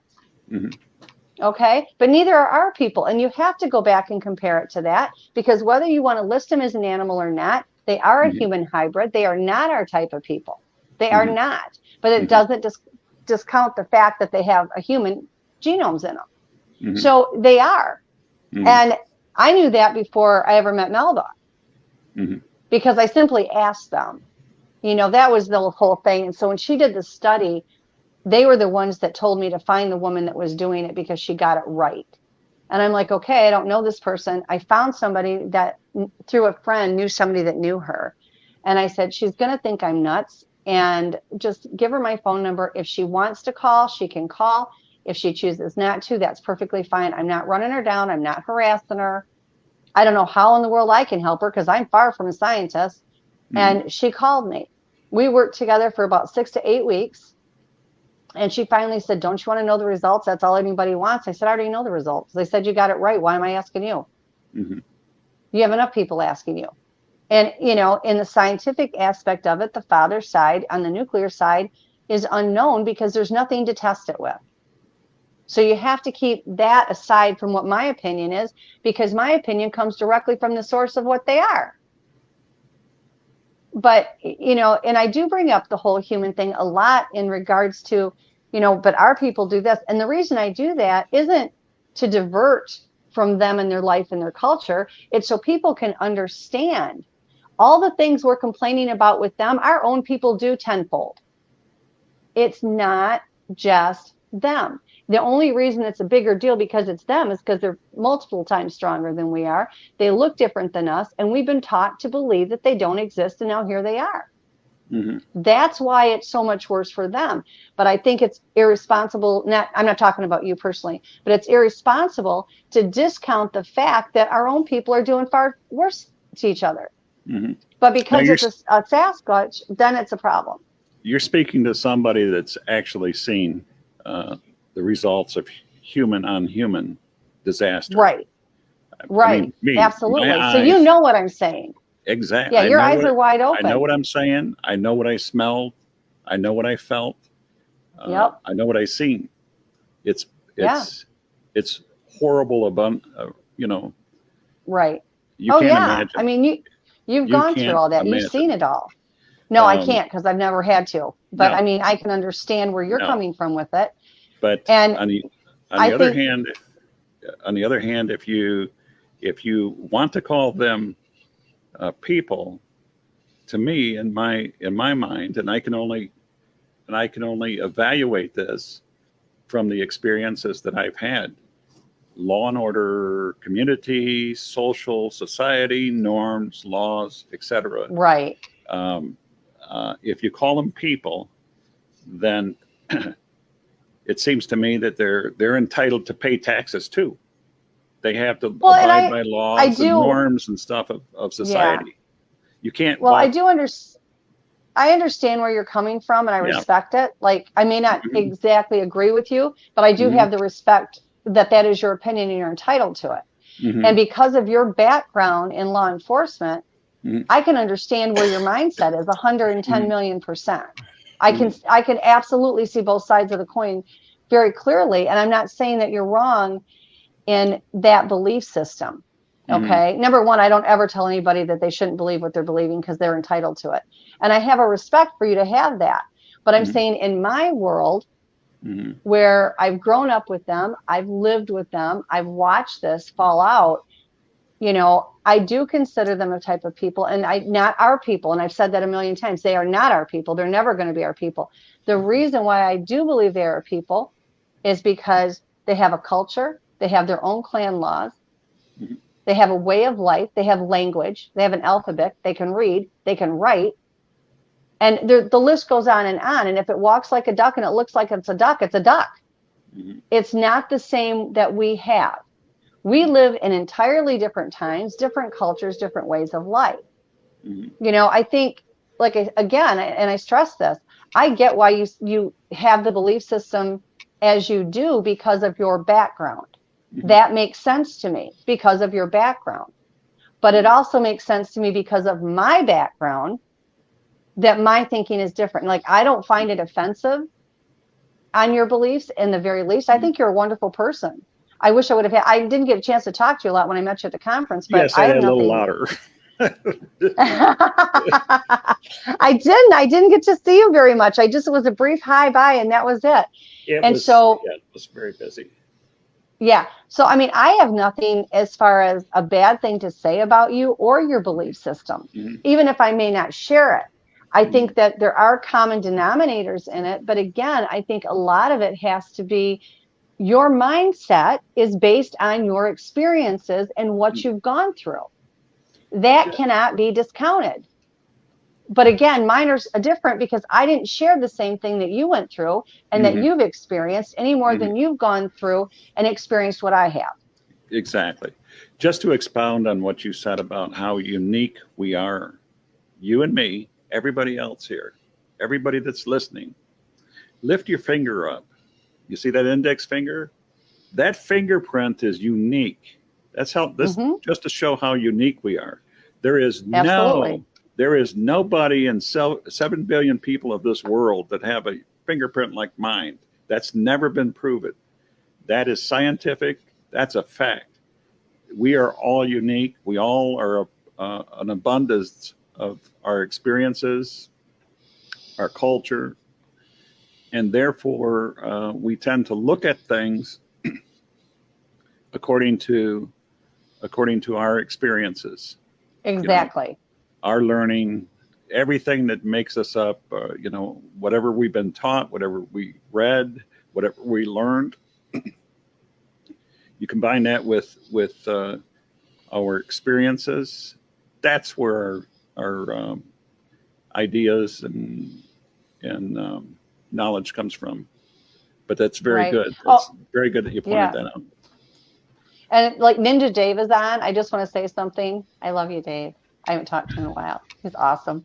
But he carries a gun. It's not that you can't carry a gun. Like I really, I stress this to people. Like I don't want to, the reason why I worry about people running around in the woods with guns is because our people tend to kill what they don't understand. Rather than learn about it, rather than understand it, it's different, it must go.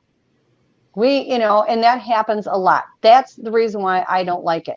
But at the same time, there are other things out there besides Bigfoot. And I'm sorry, if there's an aggressive Bigfoot coming at you and they are not just trying to run, see, this is the other thing. People don't know how to tell. And they're not just chasing it out of an area, whether it's to protect you or to protect them and their family, but you are in physical danger.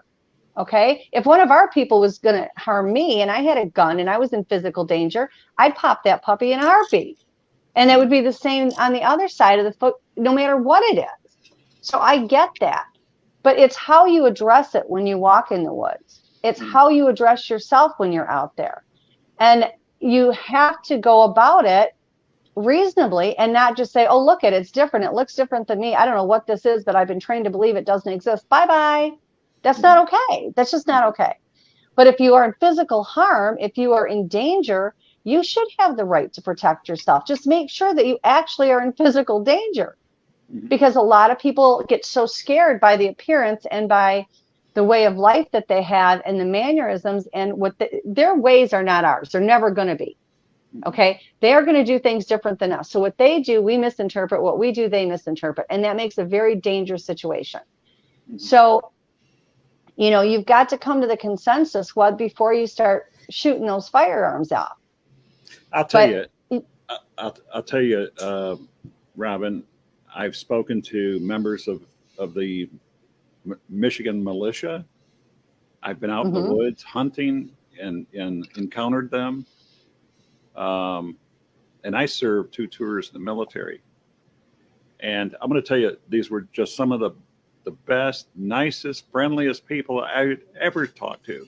In fact, some of the better reports, Bigfoot reports, came from them.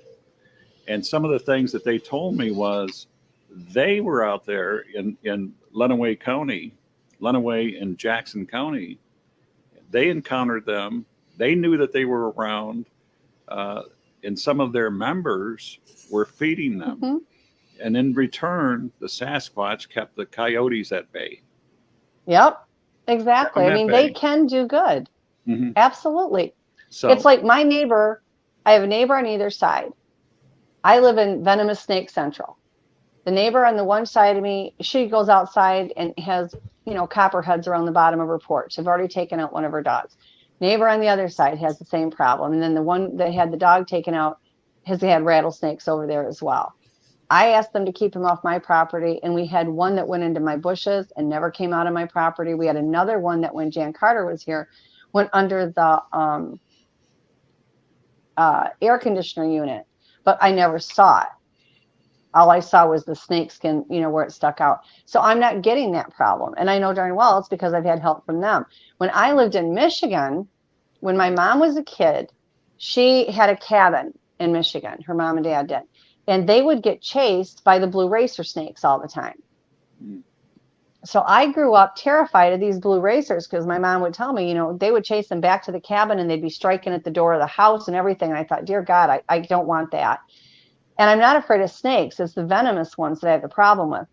And so when I lived in Michigan, I said to the Bigfoots one day, I said, listen, my kids are out there all the time. Please, please keep the blue racers away. I just don't want them near my kids.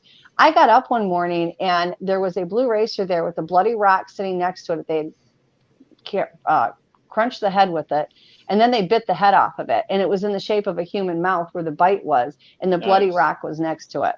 Nice. And they can do good. They're not all these bloodthirsty killers. Are there some? Yes. And I think that it's important that there is information out there that's put out like you do, Val, because people need to know that things can go wrong, things can happen. But I also think it's every bit as much important that information is put out that says, hey, they're not all these bloodthirsty killers. Yeah, they look a little wonky opposed to us, but we look just as freaky to them. Mm-hmm.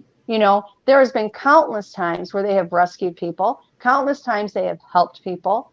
There's been times that they've saved my life. People I care about, they can do good. It's not just one way or another. They're not all good. They're absolutely not. Some of them are absolutely horrid, but they're also not all horrid. Should people not be aware of the ones that are horrid and not good? I think they should be aware. Absolutely. I think information is power. And I think that we can't protect ourselves from any kind of a threat if we don't know it's there. So yes, I absolutely think people need to be made aware of it. But I also think in that same regards that the ones that are good should be given the same amount of media attention. Mm-hmm. If you have the information. If you have the information. And I think, and that's not your fault that you don't. Because I really believe, and I've thought about this, because I've seen a lot of the stuff that comes up in your group, and I'm not saying it shouldn't be up there. People need to know that these things can happen. But at the same time, I think because the bad stuff is what's sensationalized and brought out, and people automatically are going to talk more about something bad than something good. And I think that's why the statistics show all these bad activities. But I think people need to be aware of them. How can you protect yourself if you don't know? So yes, certainly it needs to be out there, but there also needs to be a lot of credible information. When I'm riding in a car, when I'm riding in a car and I see when I'm riding in a car and I see a traffic control device, a sign that says caution ahead, danger ahead, pothole or sinkhole, that doesn't mean to drive around it and go ahead and see for myself. I want to know. I want people to inform me if there is danger up ahead. And when we look at Bigfoots and Sasquatch and stuff, I think everybody has a fiduciary responsibility to inform people. This is not all about eating strawberries and bubble baths and stuff. I agree. These aren't pets. No. These are not. No, I agree 100%. Wild creatures. And the thing of it is that people need to be educated on the culture of. I mean, in my opinion, okay, for whatever that's worth, information is power. How can you protect yourself either way if you don't have the information? So the information needs to be out there. I don't go on these podcasts for popularity contests. I mean, it ends up being quite the opposite. I mean, I get harassed. I can get ridiculed. Whatever. I don't even care anymore. I go on them because information needs to come out. How can people know if they don't know all the facts? And you can't have put out there just good facts, because that's being a disservice to people that need to know that this stuff can turn south really quick. But they also need to know more than just all the bad facts, because there's a lot of really good ones. Like, I have been so blessed having them in my life. Doesn't mean I haven't encountered bad ones. I have. Absolutely. 100%. But it means that I've had good more than bad. And the ones I've had that were bad were dangerous. They were deadly. You know, and fortunately, any of them that have come at me, my group that are good have protected me from it multiple times. The issue is none of the Sasquatch, Bigfoot wear name tags or placards that says, "Stay away, I'm dangerous." They all look exactly. alike, correct?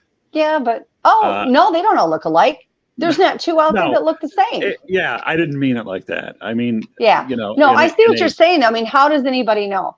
And it's for many, many people, and I say millions because I'm not anything special. I'm really and truly not. Like in my case, I read energy, I read intent, and so I can read it before they even act. I can also find them when they're cloaked. But for everybody else, and there's thousands of people like me that can do it. I'm not the only freak show out there. But for the people that don't, you really don't know.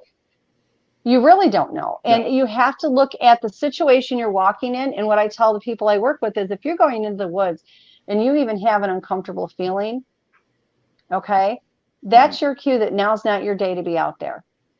Really. If you feel any uncomfortableness at all, just leave. Why are you going to go and force the encounter? It's like, I don't understand these people that go to LBL.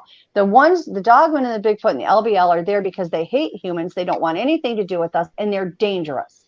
They are absolutely lethal there. So people go there because that way they're going to get a bad experience, which isn't exactly what they want, but at least it's an experience. Why in the name of all heavens do you want a bad experience? Because that's going to scar you for the rest of your life. You're the one that's initiating the bad experience, and they're the one that's going to have to die if you live through it. So why not work towards a positive experience? It may take you a little longer to get what you want, but at least it's positive. Nobody has to die. And yet people will go to the LBL and they're hell-bent. They're going to go there because I'd rather have that than no experience at all. I can't comprehend that. You know, the ones there are there for a reason. It's like we have certain pockets in Michigan that they are highly aggressive. And that's like that in every state and in every country all over the world. It's not just Michigan. So you know that they're in that area. You've had, you know, various encounters that were negative there. Why do people keep going there? Because they don't care. They don't care if it's a negative experience, because if it's negative, they're going to bring in the troops, and the ones that are going to get hunted are the Sasquatch. Nobody's going to be hunting our people. They're all going to be going for the Sasquatch, and we are the ones that initiated the bad contact. You know, it's bad enough when we aren't always the ones that initiate it. The bad ones will initiate it on their own. But my point is if you know they're bad there, you know they're aggressive there, why are you pushing that button? Just to piss them off so that you get your thrill and you get your experience, and they're the one on the chopping block. That's what I don't understand. You know, I mean, these things are there, and there's more cryptids between Bigfoot and Dogman. I mean, those are some of the easier ones. But you know, I'm just saying that we're sharing this planet. It's a fact. Like it or not, we're sharing this planet. There needs to be information out there where people know that it can become violent. But because, unfortunately, and this isn't by any fault of your own, Val, the information of all the wonderful good things they do is not as available as easily as it is the bad. And so that just puts another target on them. You know, you can go into a situation where if you have good ones there and people are shooting at them thinking they're the bad ones, because like you said, they can't tell the difference. But when all they hear is the bad stuff, who's going to believe there's any good? And it's really unfortunate. It's a catch-22. It's a bad situation. Like I said, the only reason I even do the shows right now, I wasn't even my idea to do the shows. They were the ones that wanted people to know the truth about them. Janice Carter's gone through the same thing. They have people, and not just us two. My goodness, Janice and I used to do conferences together. We had a blast. But they have got people all over the globe that know the truth about them, know that some of them are extremely good, and not having problems with them. And they want these people to come forward. As soon as they tell me they're done with me coming forward, I'm gone. I'm disappearing back out in the woods like I did before, and nobody will hear from me again. You know, I came forward 5 years. I did the conference in Russia. I came home. I did a couple of them in Michigan. And for my troubles of doing the ones in Michigan, I had somebody want to bash my head in with a lead pipe because they thought the Bigfoot would come running and they could bag a Bigfoot. And I had somebody that wanted to catch me, put me in a cage, and use me as bait.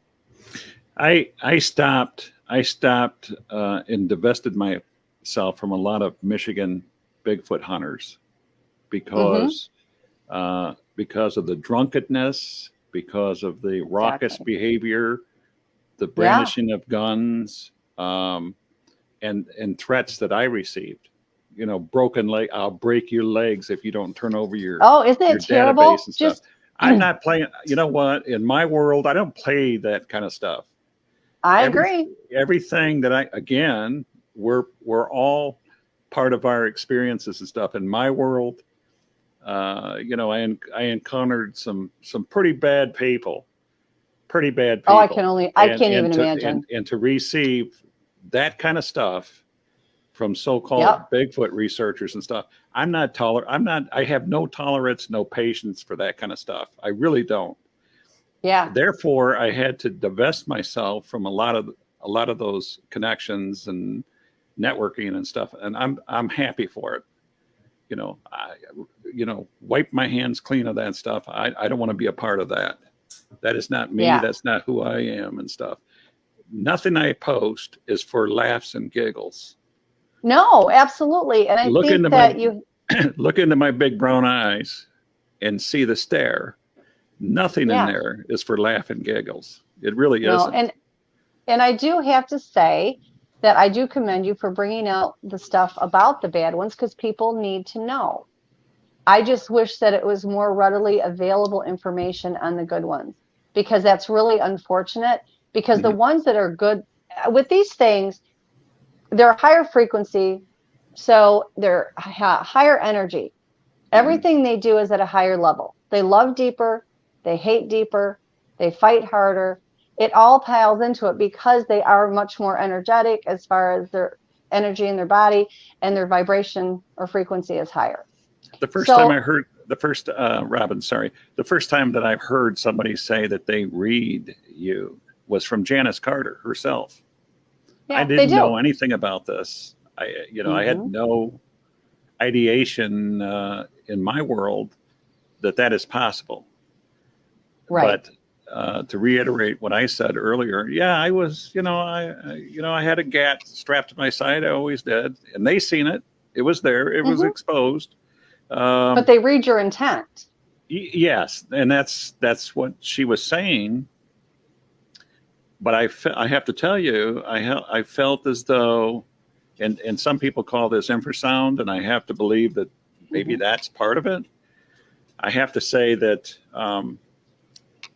I felt as though one would feel, you, me, or anybody else would feel, if somebody was standing over your shoulder reading your filing through your records and your emails and everything else.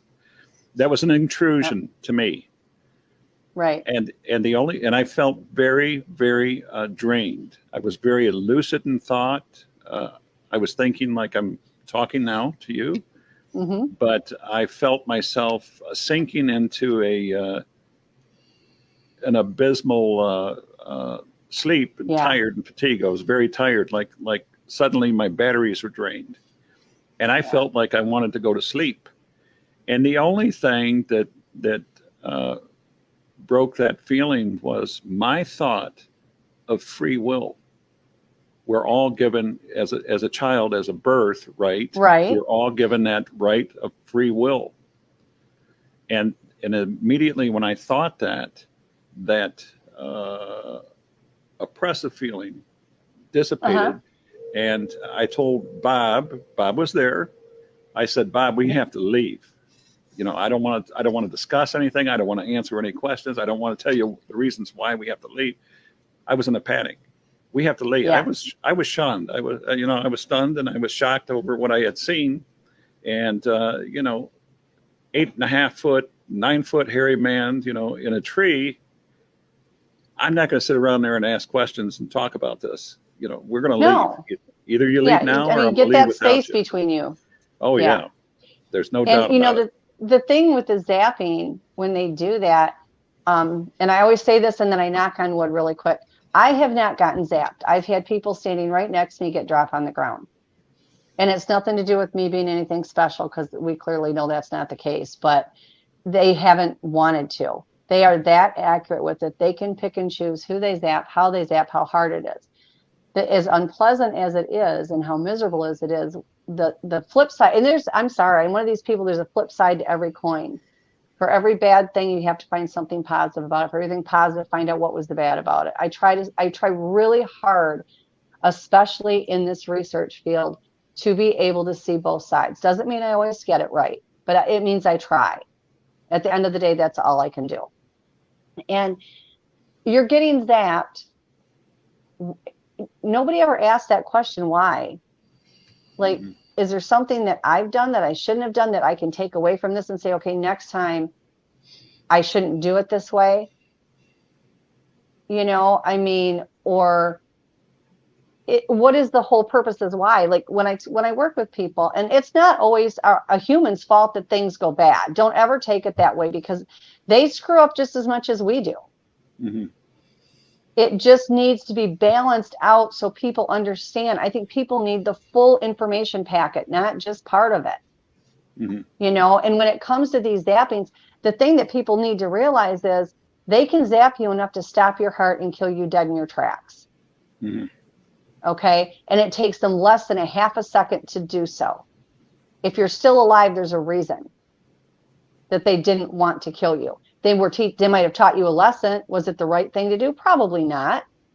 Did they have a right to do that? Probably not. In their culture, it's accepted. It's supposed to be that way. Doesn't mean it's like accepted in ours any more than if they come into our place and do whatever, we don't accept it and we're irate and we're getting guns and trying to shoot them. They don't understand why we're trying to shoot them because it's perfectly acceptable on their side of the fence. Mm-hmm. But these zappings, if they want to kill you, you'd be dead. Like I know people that have gotten so sick they couldn't get off the ground. Mm-hmm. I know of one person that got zapped to the point where he completely wet himself and was unconscious. I mean, they can dictate the strength of it. They can dictate the accuracy of where it's at. They can dictate whether or not you live or die from it. It's nothing to be messed with. Why I haven't gotten zapped yet, I have no idea. I don't know. Mm-hmm. Okay.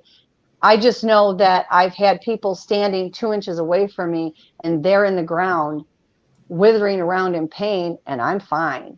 And I'm helping them off the ground. And I had a former friend of mine that was with me. This was in Michigan years ago. And she was out in the woods with me all the time.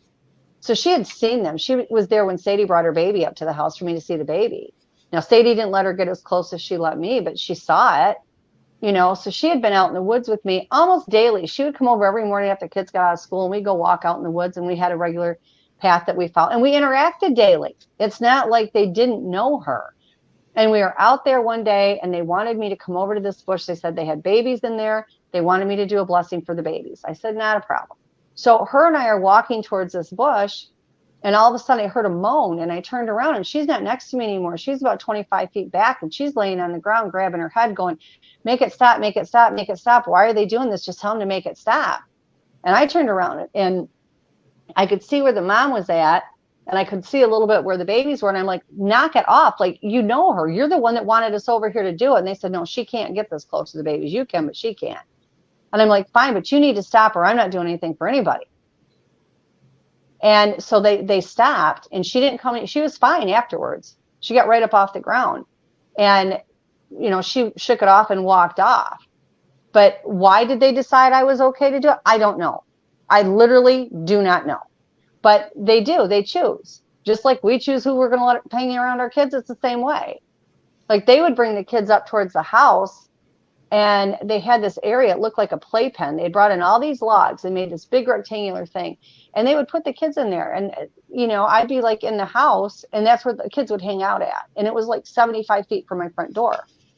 And it didn't take me long to understand that when mom and dad were out hunting, that's where kids were going. And it was like, that was where the daycare center was.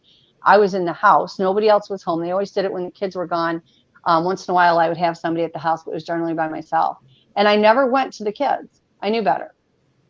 You know, the kids stayed there. I kept an eye on the area so that everybody was fine. You know, I didn't put the dogs out, which they never bothered they've never to this day bothered my dogs. But, you know, just out of respect.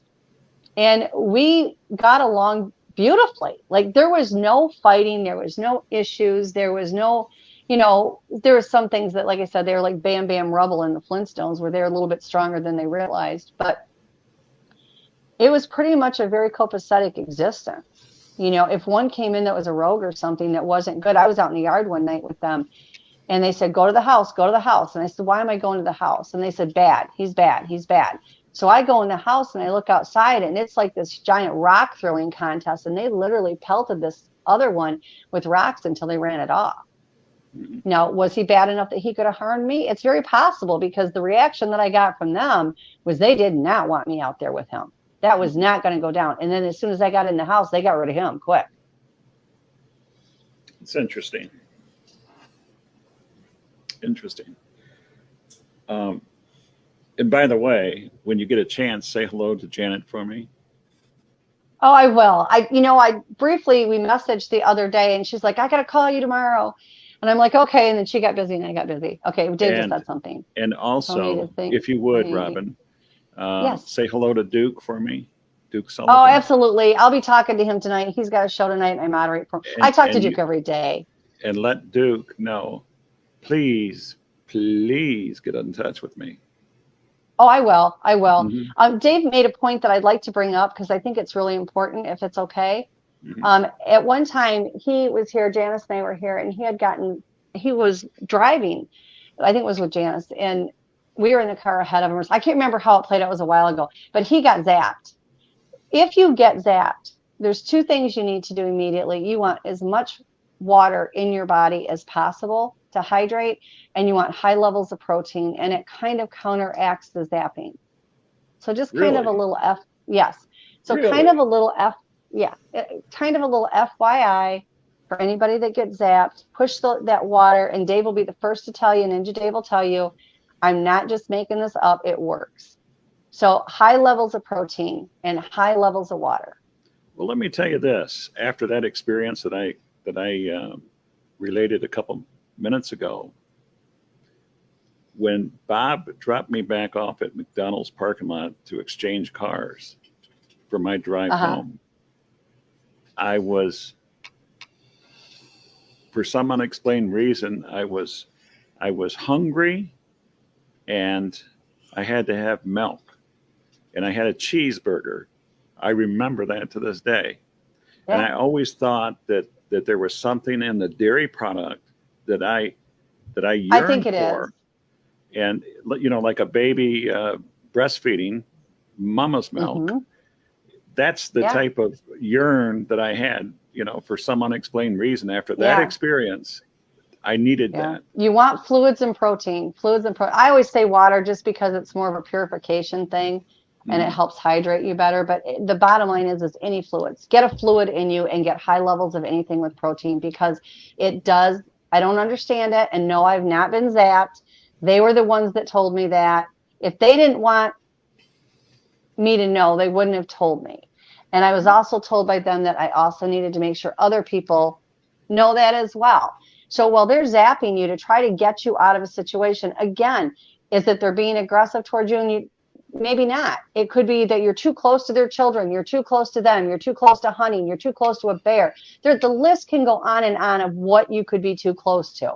And it doesn't always have to mean it's a bad thing. It can be a bad thing, but it doesn't mean it always is. And so, you know, my thing is I try to get across to everybody is there is good and bad in every action and everything that's done. Try to figure out which one your experience is. Don't assume. Assuming gets you nothing but trouble, and it can cause a lot of PTSD. It can cause a lot of headaches and a lot of insecurities, and it gives you the wrong information so that you can't logically make the correct decision for you. So quit assuming. Go down and analyze what happened. What is the possibility? I had somebody the other day that contacted me and said, I just had this horrific experience. I'm absolutely terrified. It ran out of the bushes and it ran towards me about 20 feet, stopped, screamed and hollered, screamed and hollered, screamed and hollered. And, you know, of course, I mind speak, which everybody thinks is nuts, and that's okay. And asked what was going on. And they said, there was a big cat there. That cat would have killed them. And I'm like, simple explanation, you know, and okay. And so I said that to this person, and they said, well, you know, we went back there the next day and there were big cat tracks all over that place. Well, why didn't the Okay, there's your answer. Sasquatch? Why didn't the Sasquatch infrasound the big cat, the danger, incapacitate it? You know, I don't know. Why do we do anything? I mean, they can trance them in a heartbeat, but you don't know that they didn't. Just because they tranced it doesn't mean they're not going to get you out of there, because it's there, because they're not going to keep it tranced for the next 20 years until you're ready to go. So we don't know that they didn't trance it like that. It's possible. I've seen them do it. I've seen them trance animals. I've seen them, you know, zap them. We had one, and this was probably, I want to say within the last 6 months. There was a deer in the front yard. It was the middle of the night. I got up and something threw me to the window. I looked out there. There was a doe in the front yard. And it looked like she might have had a fawn under her, but it wasn't clear because of the position she was in. And we have a floodlight in the front yard. And so I'm just like watching it because I could feel, you know, I read energy. It's what I do. Another freakish thing I do. I could feel their energy out there. Like I can, you know, say, okay, that's a Bigfoot energy. That's a Dogman. And by the way, all their energies, it's an energy signature on them. It's just like Val said with the fingerprint. It's all individualized. So you can learn to know which one is which and their intent just by reading the energy signatures. But regardless. And so I was in the dining room watching through the window. And I'm like, I know darn well there's Bigfoots out there. I can feel them. But I'm watching this doe, and she walked out into the road because I live on a 2-track dirt road. She crossed over and she was standing there eating grass. And there was 100% of fawn walking around her legs. I look over at the end of my driveway, and sitting there, it literally looked like a chimpanzee sitting there. At the end of my driveway was one of the kids. Well, that doesn't surprise me. Janice can contest to that. There's kids, their Bigfoot kids are all over the place. And so I'm watching this, and he's sitting there, and he goes down, and they do that belly crawl, which looks like Scooby-Doo, you know, when he gets on his finger and you hear that ding, ding, ding, ding, ding, ding, ding. Yeah, they don't do the ding, ding, ding noise, but that's what they look like. They do the crab crawl, and they also do the belly crawl. And he does this winding belly crawl over to this doe. And I said, what are you guys doing? I don't want you killing the doe. And one of the parents told me to shush, that they were teaching. And I'm like, okay, now they're going to teach him how to stalk this doe. They tranced her. She never moved. She kept, and when you get tranced, and they've tranced me before, they've never zapped me, but they have tranced me once.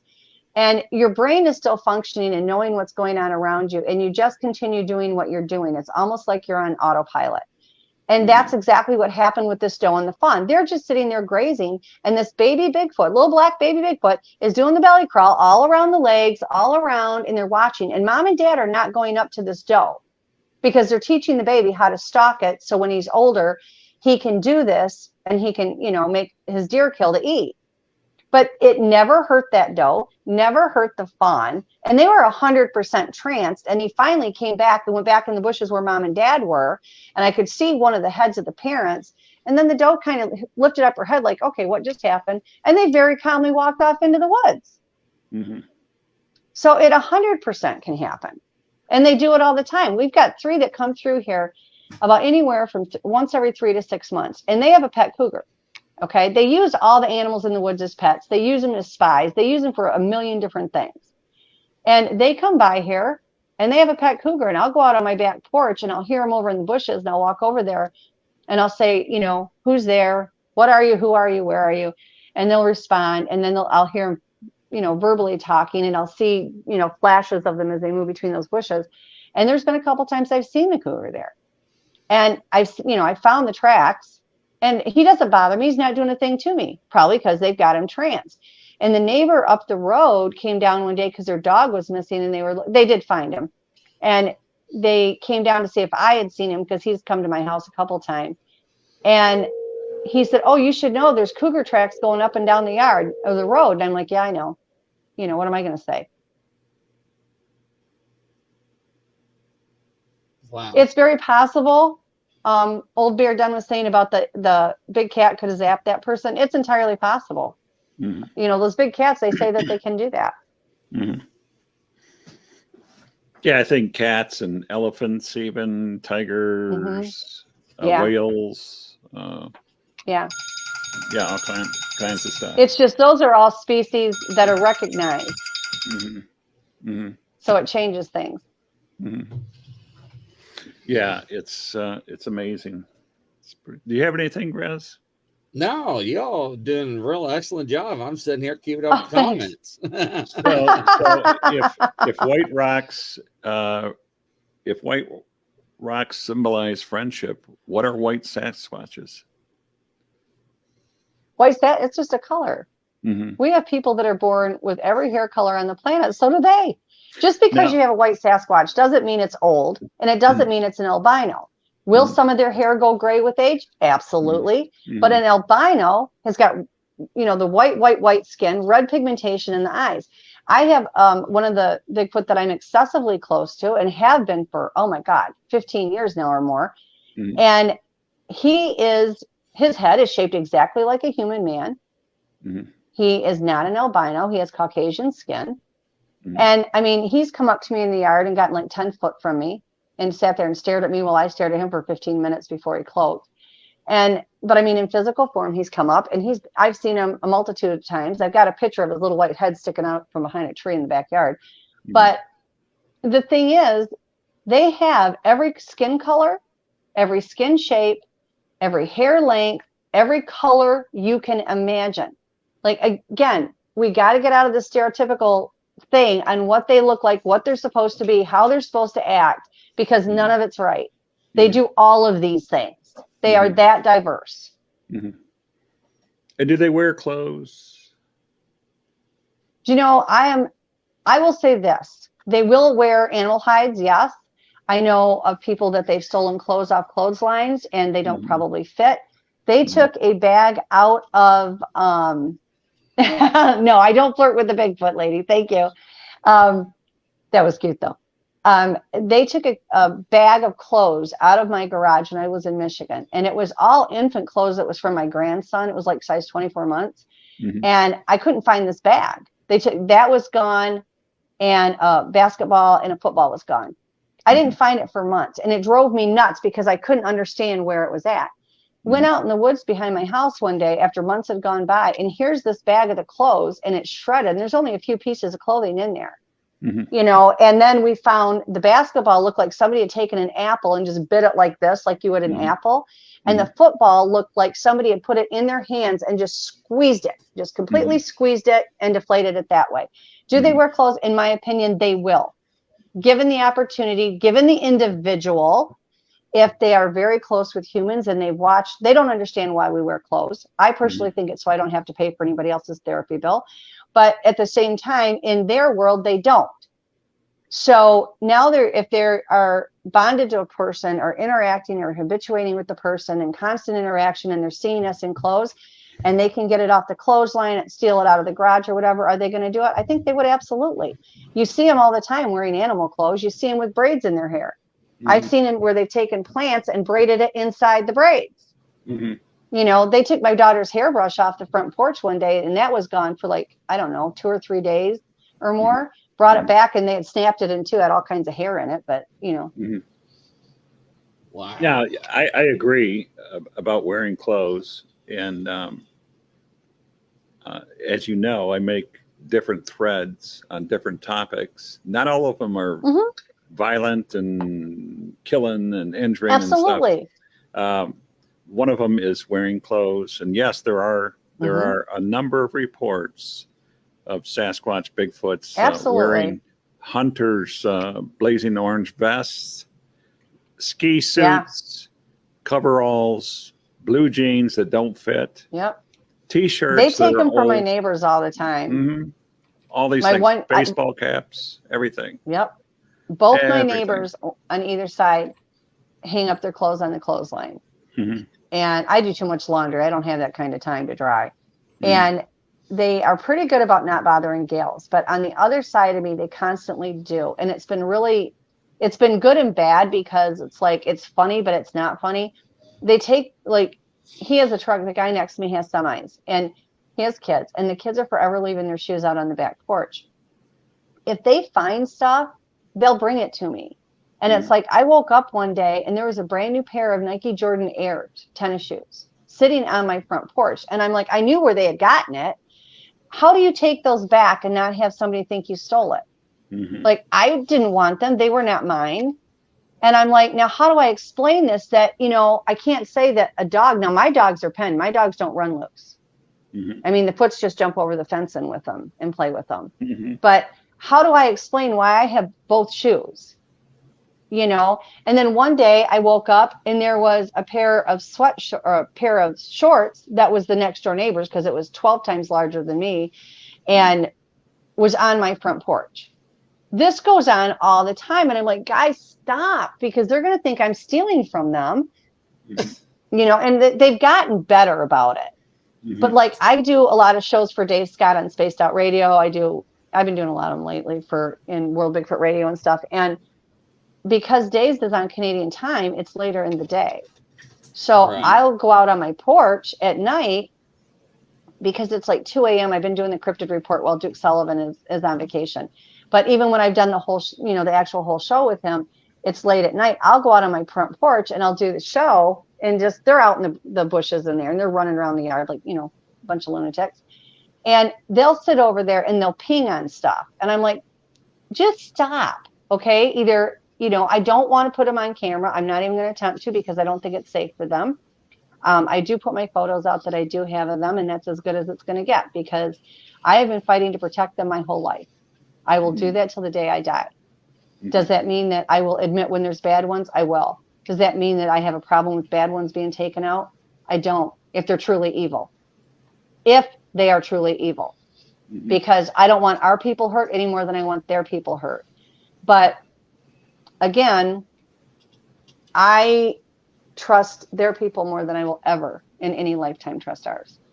I've been hurt too many times by our people. There's just no way. That speaks words right there, ladies and gentlemen. Yep. Yep. But, and I say this over and over again, I sound like a broken record. The good ones are the purest love that you will ever, ever have. The love that we have for other of our humans doesn't even come close to the love from them.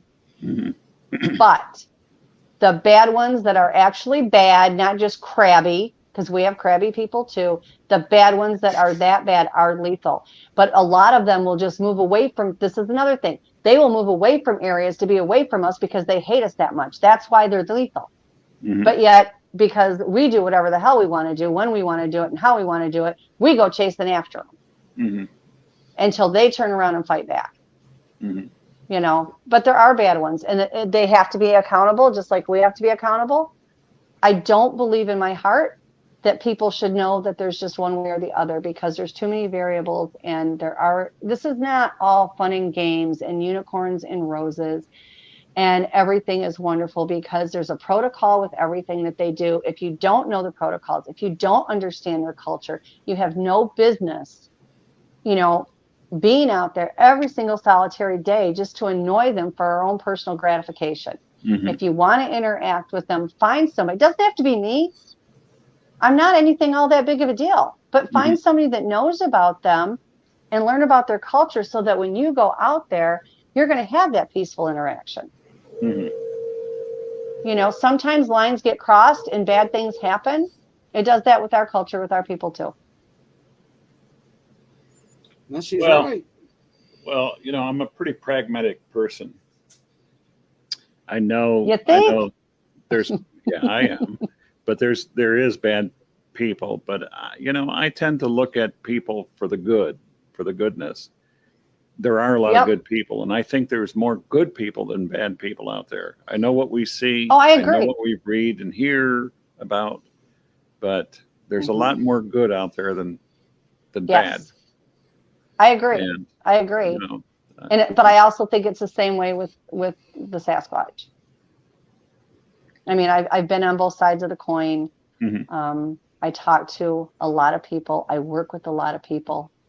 not just in our country, but in other countries as well. Mm-hmm. Mm-hmm. And I don't know it all. I am not an expert. Like, I don't want anybody to ever think I think that, because I know better.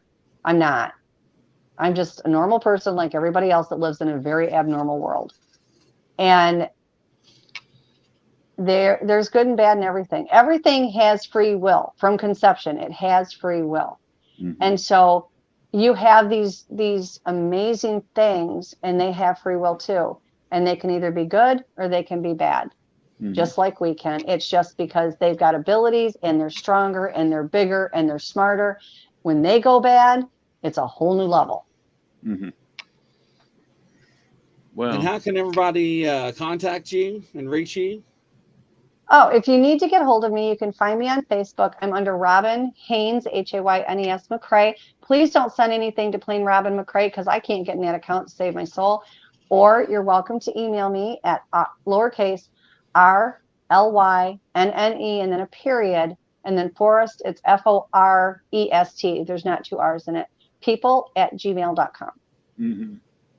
Well, thank you very much, Robin. I'll tell you, I'm especially grateful for the fact that you came on in such short notice here tonight. Oh, you're welcome. I appreciate you inviting me. Really, I mean, you're blessed, and I, you know, I throw those accolades out to you because they're from my heart, and I meant that. Oh, And I appreciate you, Val. I appreciate the fact I that think you came the world on. of you. We're solid. We're solid, kid. We're solid.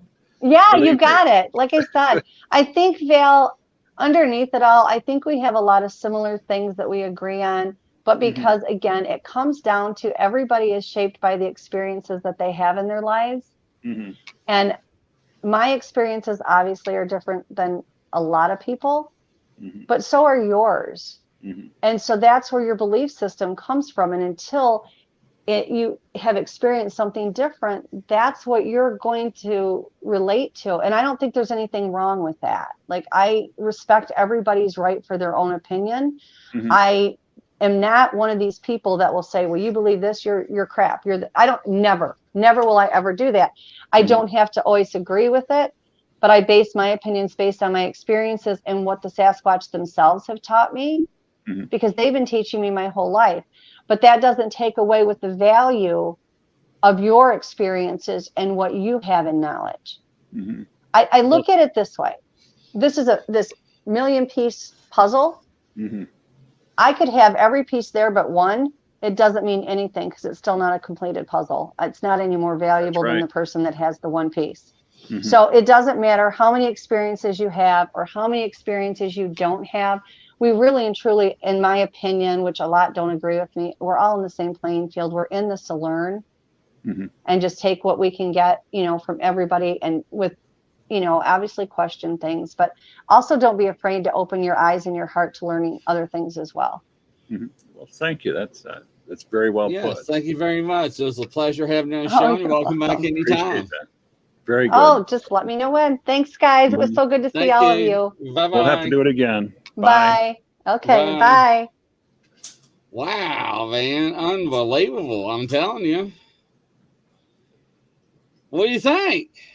Well, I'm still thinking about some of the things that were said, but hey, Grizz, I'm not perfect. I'm not an expert in this. I only share what I know, what I learn, and hey, I may not agree with everything, but she's got the right to say it, and she did, and I think she did a good job saying it. So, Well, like I always say, either you take it or leave it, sir. Mm-hmm. It's up to you whether you take the blue or the red pill. So that's it. So what we got for next week? Well, or I'm looking at at surprise. I'm looking at maybe our friend Justin. Maybe he'll stop in here. Justin Deca. You know who he is. Yeah, we're gonna have a good chat. He comes in here, we'll have a good chat. Yeah. A week from that time, maybe we'll have Mr. Bashard come in here. That sounds even better. Yeah. I always like talking to authors and people like that. See what he's got. He can share some information with us, and I'm always up for a good conversation. Oh, And absolutely. by the way, while we're still on the air, I spoke with Russell. Russell's a good, fine gentleman. We might have to bring him Mr. on. Easterbrooks, yeah. Yes, sir. What's Yes, sir. happening, Russell? Yes, sir. We had a fine conversation. And what a good person that is, really. We'll have to bring him in sometime and chit chat with him. That would be fun. Absolutely. So, yeah. Sounds good to me. Ladies and gentlemen, it's that time of the night. Let's rock it on coast to coast around the world. We'll catch you on the flip side, ladies and gentlemen. Bye, Grizz. Until next time, Godspeed. Love you guys. Take care. See you, Val. Bye-bye. Thanks, my friend.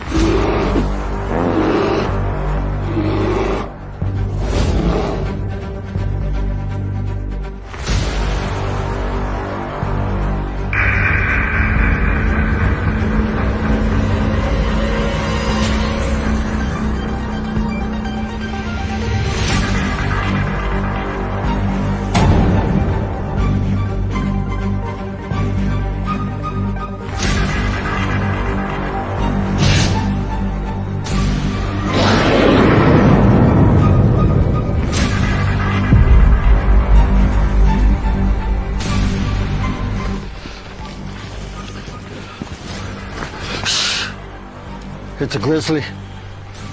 Should we get out of here? No. We're gonna watch and listen.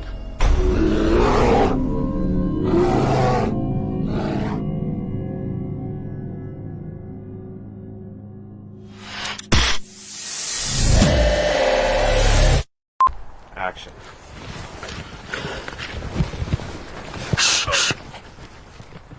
It's a grizzly. Oh, shit, should we run? No. Action.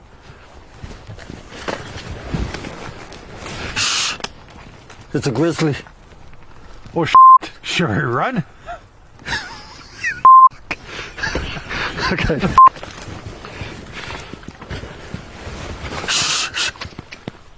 It's a grizzly. Are you sure it's not a chipmunk?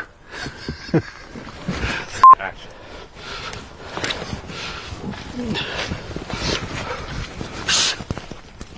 No, I'm out of here. Action.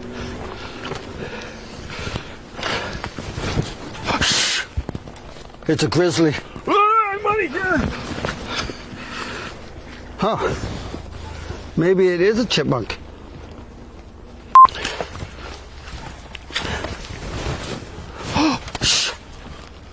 It's a grizzly. Are we gonna die? I don't know. We're just gonna sit here and listen and watch. Let's get out of here, maybe. Fall!